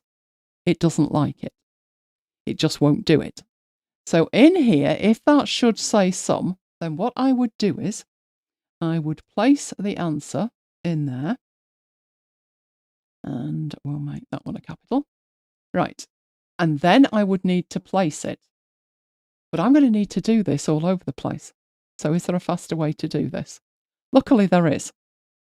Right. What I would do with that is select all the cells and format it the way you want it formatted. So you want the text to be in the middle, and you probably want it to be a certain size. So let's try that. Now, of course, at this point, you've got a problem because you've got the numbers in there as well, and you've moved those. But you don't have to worry because you've got 2 tables and the numbers remain in the puzzle table. So that is the way that you have, or you fake, having 2 different types of text in a cell. One is in the table at the back and the other is in the table on top of that. These are stacked tables. Right, but I need to make sure that this all works. So let's turn the puzzle off again and go back to here. Right, I'd have to put the solutions in here. Now, I think this worked. It worked in rehearsals, so let's give it a go. Even though I've got content in there, let's forget that. I'm in the solution. I could wipe the content out by selecting everything and pressing delete. It leaves behind the framework. It just takes away the content. And I have the solutions in a text file. So if I select all of this and I go back to my solutions, this is the solution and it's even laid out properly. So we've got a tab, and then in the third cell we have a letter. So technically speaking, I should be able to place it. Can't guarantee it won't all go to in a hand cart, but we'll do it anyway. Right, so this is the solution and we'll open it and there we go. It's not quite right, but the only thing I need to do is make sure in here that this is centered correctly, and indeed it should be. It said it was, but it clearly wasn't. And that is the solution. You wouldn't just show that though, because somebody might be looking for the answer to A to cross, and this could be huge. So with the puzzle turned on, you get the benefit of the number as well as the solution. So that is a stacked table providing that solution. And now we really do only have one left. You're disappearing again on me, but never mind. I can work with you. Right, let's save that as a crossword. Even spelt it right, it's amazing. And go into here. So the crossword was showing you how to stack tables effectively. Now, we'd done stacking of tables with the Sudoku, but with that, the content didn't matter. With this, why we were stacking the table was to have double content in each cell. And that is a way to do that. And I've done that with calendars. If you remember the calendar demo from a few weeks back, we had it where we had special events, and then we had birthdays, and then we had something else. We had multiple stacked tables. The principle is identical. Right, the next one and final one is a maths crossword. You probably need to see what a maths crossword looks like, don't you? Because if you don't, then it's not going to make much sense while I'm making it. So let me show you what a maths crossword looks like. They look like that. So again, you can tell by looking at that, it's just a table. It looks more complicated than it actually is. It's taking everything that we've done so far and just doing the same thing, really. So let's have a look at that. So again, we need a new file and we need a table. I'll make the small one. The big one gets complicated, so I'm going to make the small one, which means I need a 5x5 table. So I can do that by typing 5 in there, and I can do it that way by pulling up. It does work the other way if you want to do this, but it's more difficult to count because you've got letters across the top. And then we need sizes for all of these cells. So all of these that need to be square of some description. So shall we make this one 15 by 15? There we go. So now we're ready to format it. Now, format-wise, it needs, when you look at these maths crosswords, they tend to have very thick, chunky borders on them. So I will select the whole thing and make sure that we're applying this to all of them. And it's quite chunky. So I've seen these go up to kind of this size. Now I want to put text in it, so I'm going to make it, a nice 5 will do fine. Right. Then I need to mark out what we are showing them and what we're not showing them. Right. So I need to put in here, and these I am going to do manually. Right. That is a plus, and you can see straight away we've got a bit of an issue here. That was 24, and that was an equals. And the problem that we've got straight away is you can't really see that very well. So you really need here to increase the size of this, but remember, it only applies when there's content in it. So good but no t-shirt is what I would say with that, and then probably make it bold as well. And position it. So the positioning is per cell, but the formatting of the text is not. So if I go in here and I start putting the minuses in, the horizontal and vertical is correct. What isn't correct is the size of it, but at least it's in the middle. So I've got a fighting chance of seeing what it actually says. Right, so I'm putting a plus in there. That's an equals. In this one, it's equals, like that.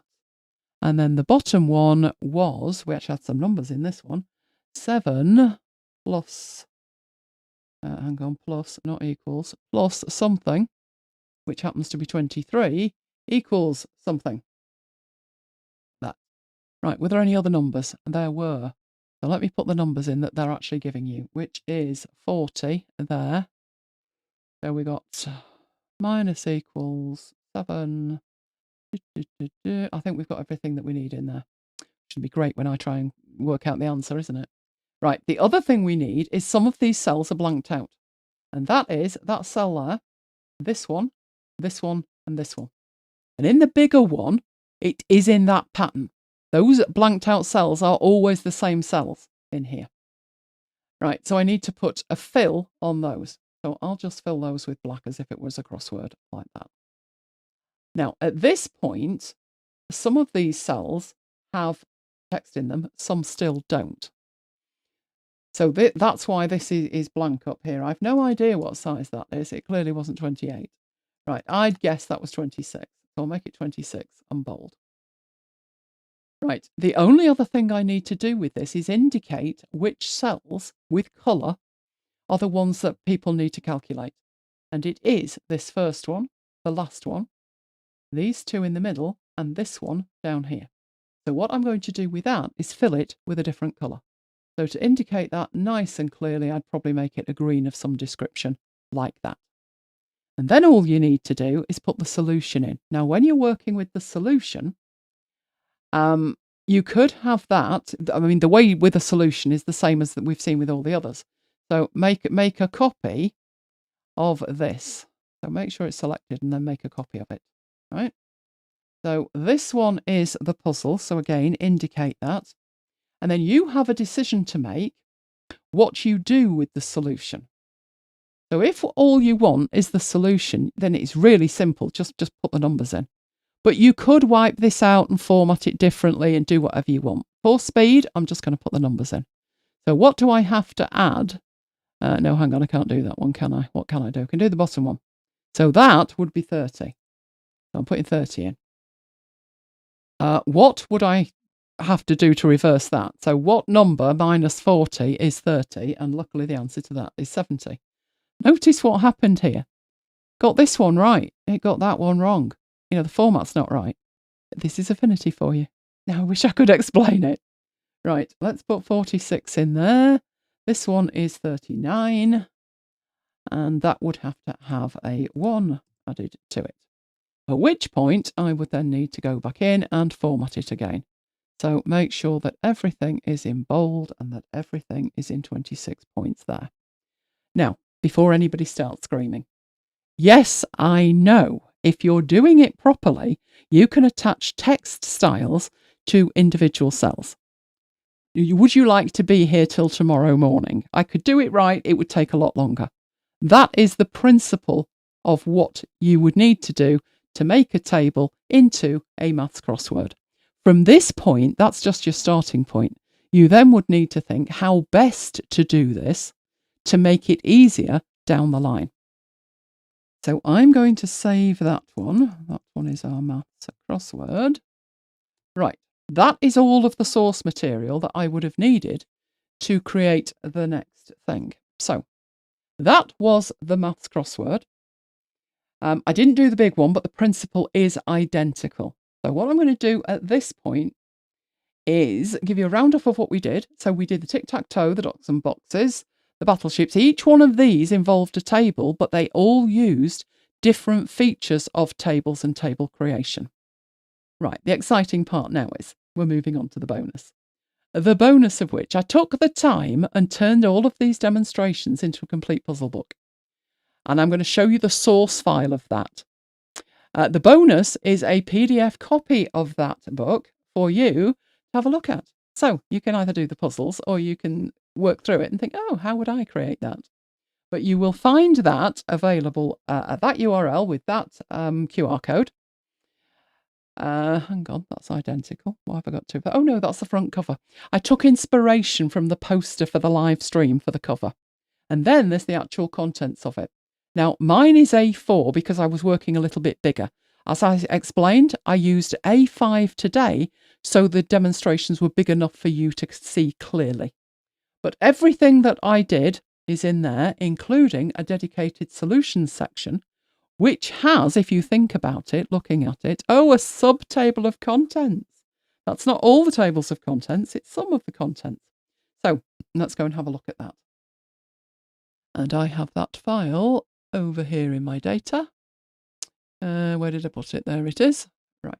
So this is the actual Affinity file that I created the PDF from. So we don't need the table thing anymore. Right. Front cover. I use the image off the poster. I use the text off the poster. So I think I actually just copied and pasted the poster and turned it from landscape into portrait. Then everything else is a double page spread. So this is a standard table of contents. It did need a little bit of magic in terms of the Battleship text is different. So this table of contents, as every table of contents, is made up from text styles. If you look at the text styles I have, they are many and varied because these are my standard text styles. But notice, my heading 1 primary has a subheading for the battleships, which means that inside the table of contents, I needed to make sure that that style was included. So in here, my battleship one, it needed including. So here are my headings, my primary and secondary, all 6 of them, but there's a tick in the battleships to make sure that it brings it in. By default, that wasn't there. And by default, if it's not there, the battleships disappears.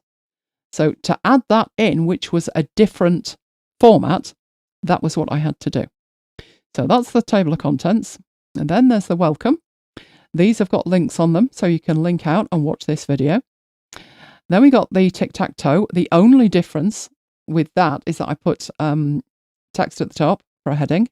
Other than that, it's identical. This one is a different colour, but the principles are the same, including the fact when you go into the grid, of which there's 2, and there's the dots and the boxes, and then you look at a row, each one of these dots is a symbol. I am drinking my own champagne. Right, the next one is Battleships. With this one, I made it a table so I could align it better. But other than that, it's identical, including that it's 11 by 11, and it is identical to what you saw me generate today. Right, then there was the word search, which again, identical today. In fact, it was even the same clues and the same options. The Sudoku, which had all 3 sizes in it, all formatted. So your boxes, there are 6, there are 4, and there are 9, are indicated with custom strokes on the elements of the table. That is the crossword, the Excel crossword. Do you want to admit how many you got, Mike? No. Oh, right, okay, I won't say anything. 3. You did okay, you did okay. There was just one you didn't get, but then we had an argument as to whether it was a proper function or not, which we'll discuss in the Q&A. Right, so that was the crossword. And then I did this one. And the only one that I didn't demonstrate actually how to do was this one because it's big and there's a lot of them, but it's identical with how to do it. And you can see each one of these has the solution, but the solution is toggled off. And that means I can copy the entire layout and take it to the solutions. And without having to recreate anything, I just turn the solutions on. Yes, you could do that with a state if you wanted to, but that's beyond today's demonstration. Right, this is the solutions introduction. This is another table of contents, but this table of contents, when we look at it, has got the headings in. Why hasn't it got in it what we don't want? So you'll notice that the heading 1 isn't included. If I'd included the heading 1, it would have included the About Elaine at the bottom, and that's not a solution. So none of these were a heading 1. So I could have turned off the secondary as well. It doesn't make any difference whether that's on or off. I'm not using it. But that is how I limited that to only the solutions. And then in the solutions, we've got the answer to the word search. we've got the answer to the Sudokus. We've got the Excel crossword with instructions for what those functions were. And the one that caused much consternation in the Mike department was the phonetic function. He'll explain later. And that is the solution for the maths crossword. At the end, this started life from a standard template of mine. And in my standard template, I've got my About Elaine. So that came through as well. And then I have the back cover. So just to show you what, that is the finished product. That is not how it started. How it started was from one of my standard templates in here, which is my ebooks. And it looks like that normally. You've got the content. You have the welcome. I then have a sample in there so I know what I'm doing. That then comes out. This is where the content goes in these content pages. There is the About Elaine. You'll notice in the other book, it was aligned to the right, not the left. But other than that, everything is the same, and there's the back cover. So it might look very different, but because this template is honed to within an inch of its life, it's really simple to make the tweaks that I needed to change. So for instance, the text, there is a global colour palette, and the text primary in this circumstance is dark brown, I think. But all I had to do was go into it and say I want it green. So that actually does look a bit green, doesn't it? There we go. So that was all I had to do with it. It rippled through everything. Everything in the file. I just had to make one change and it rippled through. The only other thing I did was the master pages. So what I did with the master pages, in here you can see all of the standard master pages. And then you can see blank with background. You can see background with page numbers, background without page numbers. But all of the other stuff is in here. That has come through where it says Fun and Games with Canva because I used fields. So that came through from here. That's why it's on there. Everything else is the same. So you can see I've got different cover options, but with this one, I chose to make a custom one. So that is how I took a standard template of mine, but made it very, very different. But the thing is, it made working with it easy for me because the global colours are all the same. The fields are all the same. What else did I have in there? All the styles are the same, including the shortcut keys for the styles. So if I'd have had to have started that from scratch, it would probably have taken 3 weeks. But all I did was say File New. Okay, I want the background yellow, make a new master page, change the colour of the global text, and then just start copying and pasting. And you are going to be able to access a PDF version of that for you to have a play with. Right.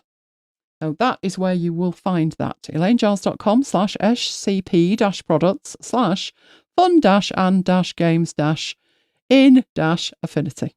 And that is, use the QR code, it'll be faster. Right. So everything I do is available on the YouTube channel, which is youtube.com/elainegiles. Especially our Affinity playlist, which has been growing nicely at that QR code. I've truncated these now, so I've put 4 together. We've been doing this series since the 2nd of November, so we have quite a back catalogue to be going at in terms of content. Some of them teach you a specific thing, like how to make a trifold brochure, but that doesn't mean you wouldn't learn anything else from that because we looked at tab settings, we looked at text styles. Other sessions are dedicated to specific features like text styles. I could have called today Fun and Games in Tables because every one of them was tables. But I decided to just call it Fun and Games.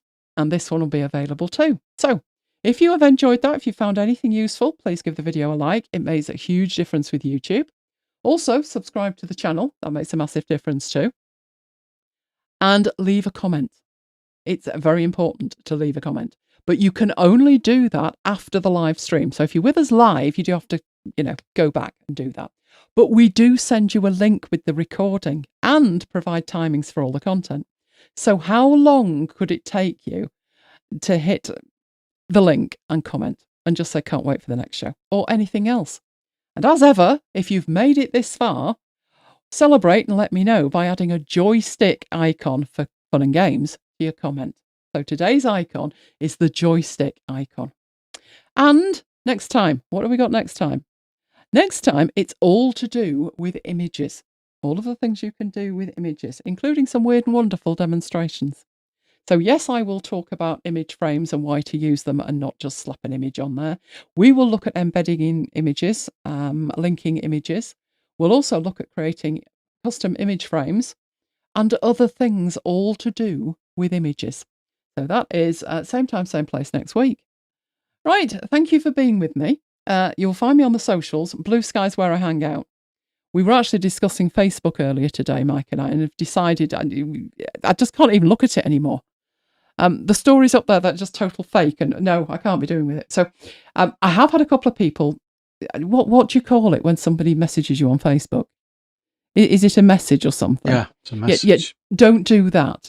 Use my contact form, because I might not find it. And if I find it, and I found 2 this week and I replied to them, I never see the replies.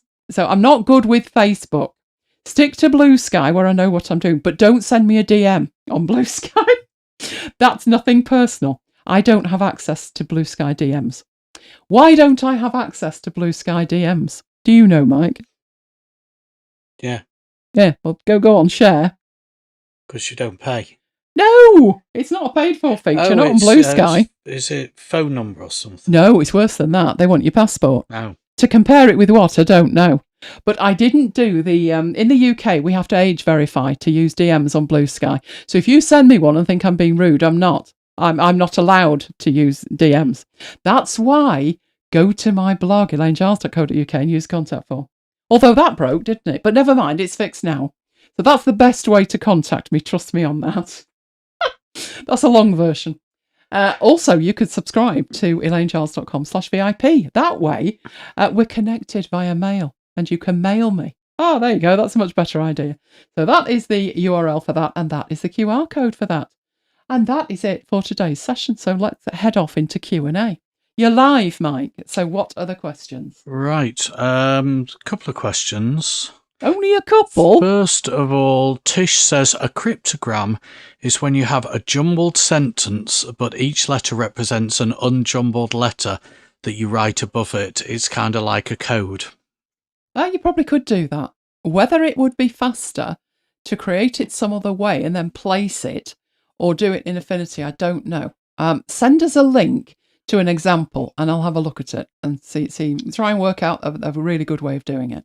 SFN says, how do you play dots and boxes? Did I miss that bit? No, I didn't know how to play dots and boxes either. But what you do is you take it in turns to draw a line between the 2 dots. So the first person draws a line and then the second person draws a line and so forth. Now, it can be 2-player or more than that. You could have 5 of you and take it in turns. And a person wins a box when they add the last line that closes the box.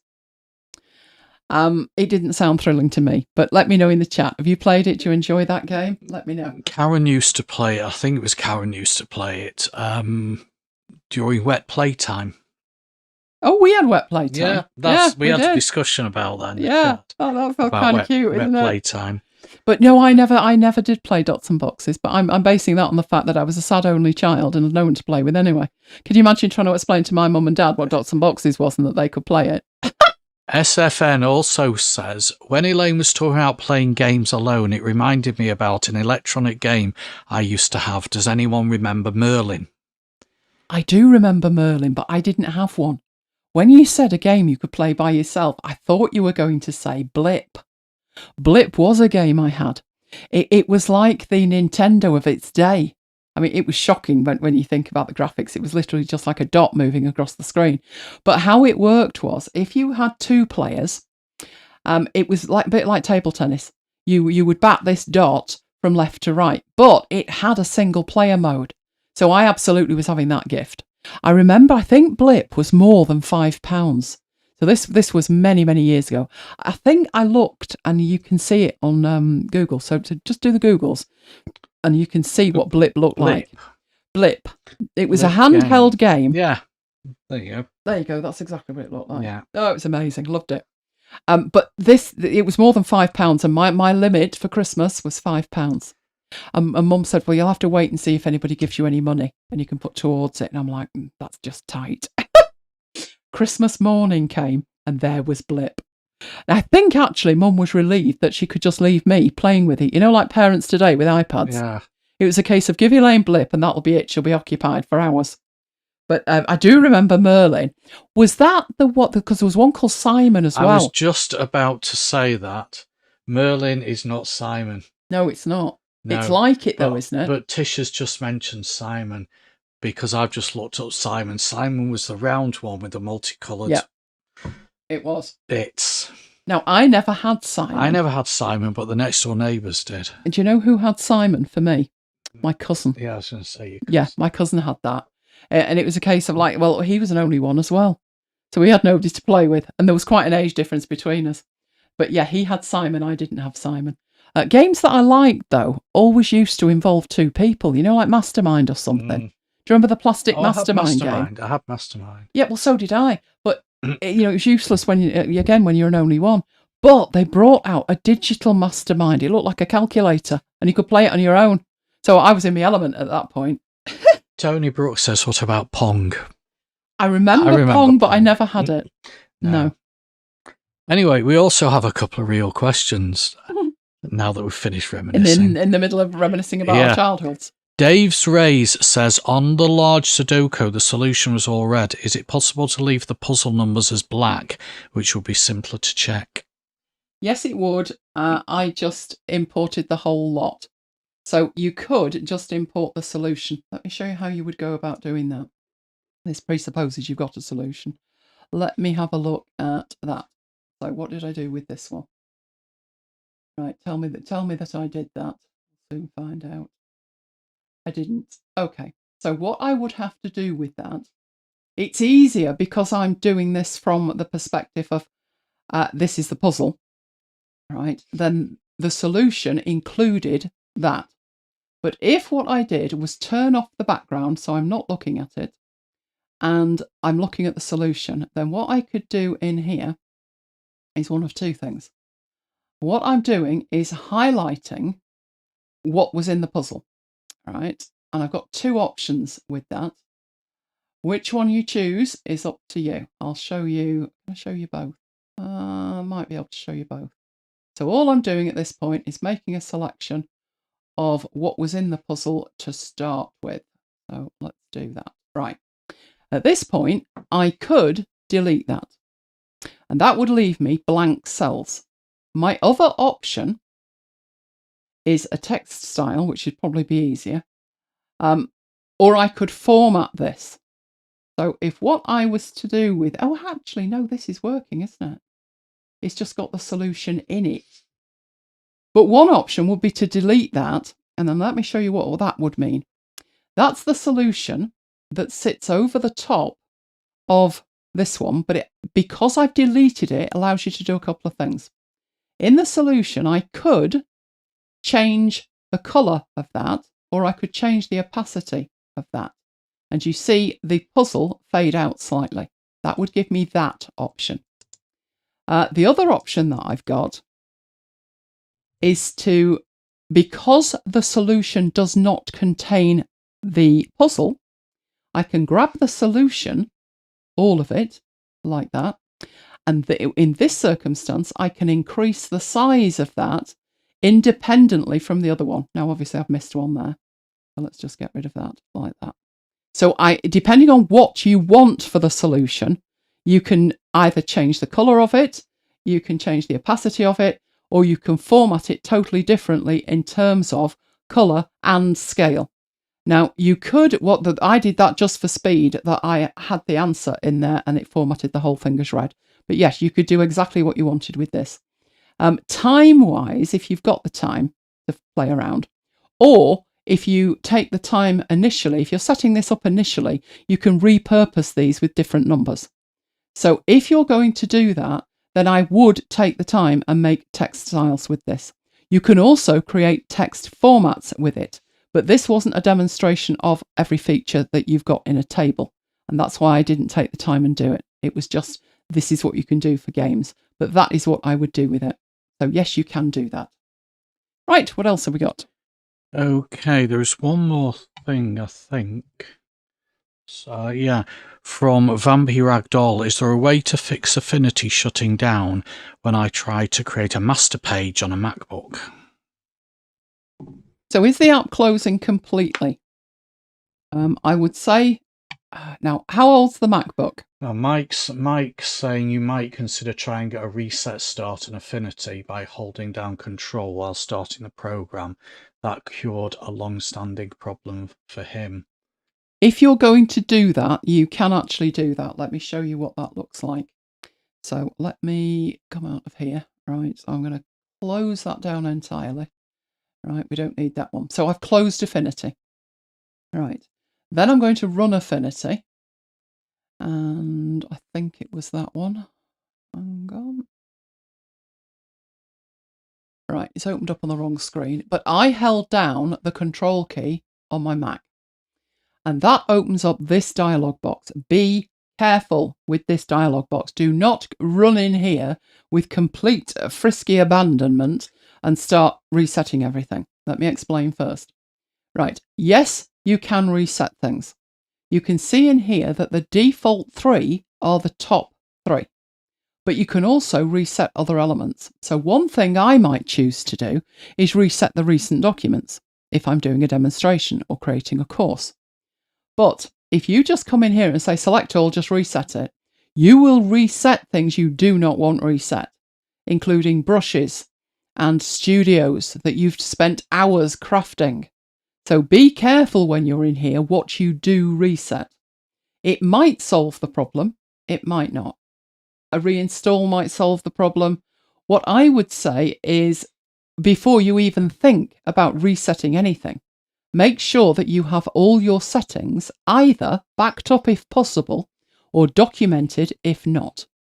So the kind of things that you can back up are things like studio settings, text styles, assets. All of those can be backed up, but some things can't.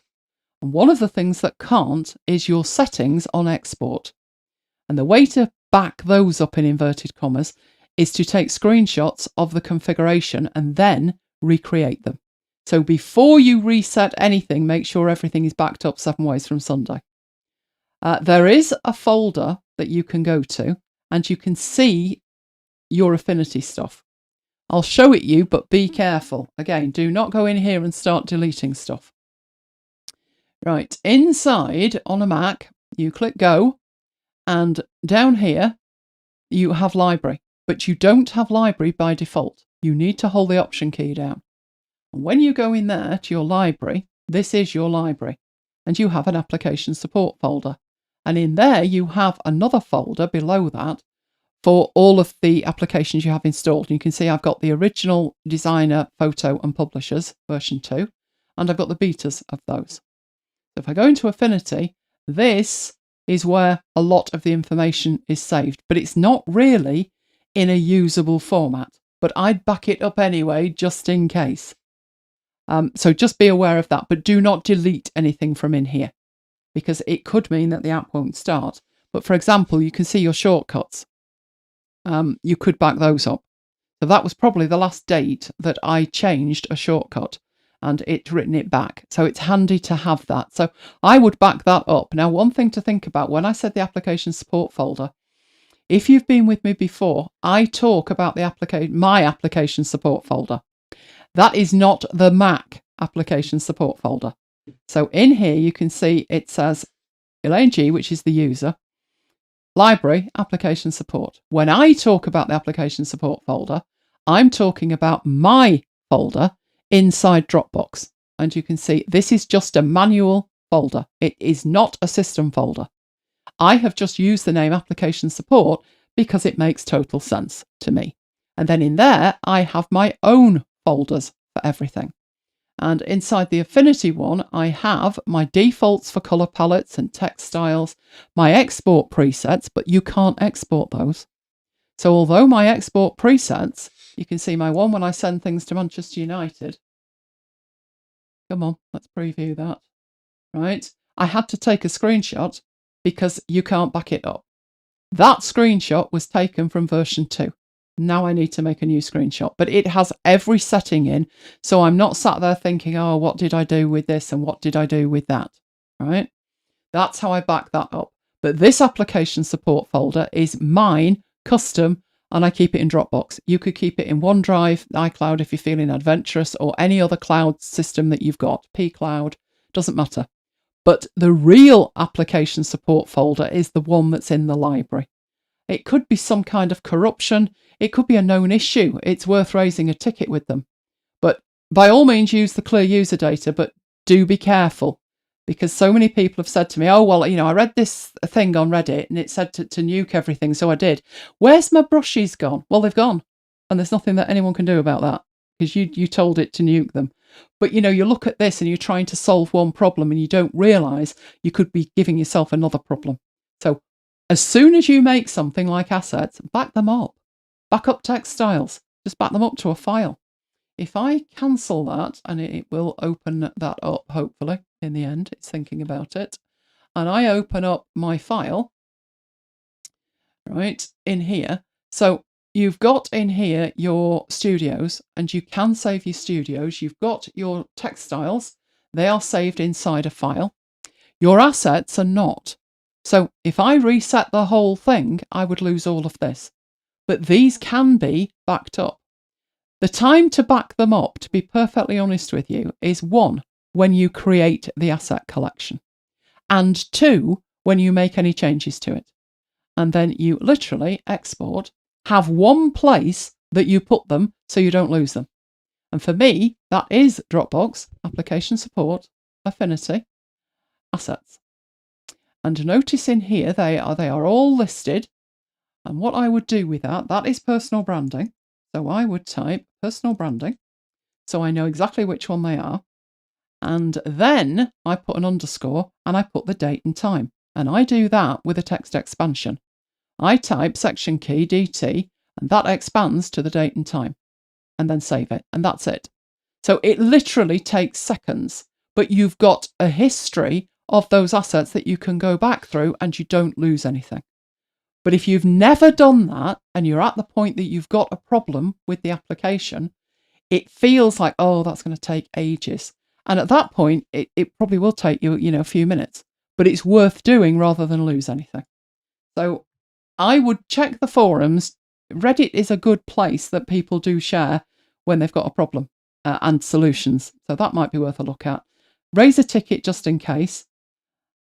Clear the user data, but only after you've backed up. And then, if you need to, delete it and reinstall it. If you're deleting it, don't just go to the apps folder and delete that executable file, because that isn't all that you need to do.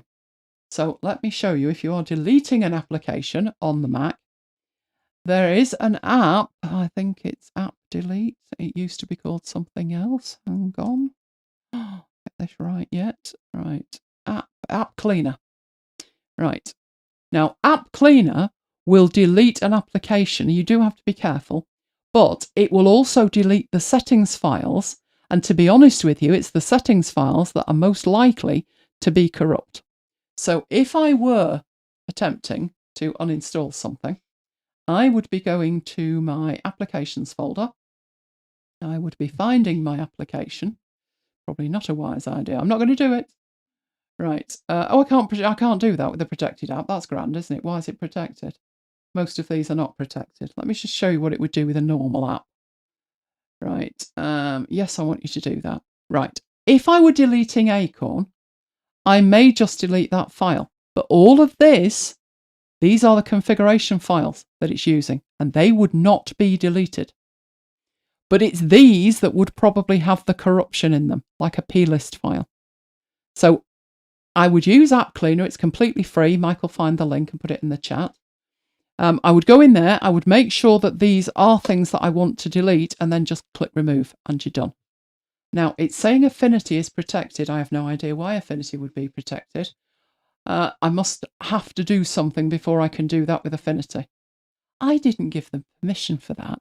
If I install something, I think I should have the right to uninstall it. You'll also notice with this that the Affinity app is 3.5 gig, whereas Acorn, which is a photo editor, is 135 meg. Maybe they could work on that. I will find out what the implications are of it being a protected app, but that should be up to me to do. I've never seen that message before. So it's something that Affinity have done. Naughty, naughty. But that is what I would do. So start with that.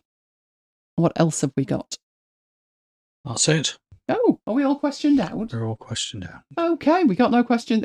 So no more questions and no more comments. No. Oh dear. Right. Okay. OSFN is saying people were very helpful, but now it's Canva. You're not sure. I've not heard good reports of Canva support. I'll be honest. I mean, they're a much bigger company, and I don't know if the people who were at Serif are still the people who would be first line support. Possibly not. I don't know, but I've not heard good reports about it. Right. What we got here? Right. Okay then. So you did find the link for App Cleaner. Yeah. Excellent. Okay. Right. Somebody says, "Is there an app cleaner for Windows?" Oh, we've got a reply to that. Thank you very much for that. Revo uninstaller. I don't normally on Windows, when I was using Windows, and I will admit it's 20 years ago when I switched to a Mac, but when I was on Windows, there used to be an uninstaller provided with the installer, didn't there? Yeah. You used to rerun the app and an uninstall was an option. I don't know if that's changed, but thank you very much for that. Revo uninstaller. Excellent. Right. Okay then. So we'll be back with you next week. But for the moment, I will say goodbye from me. And goodbye from me. And we will both see you next time. Stay safe, guys.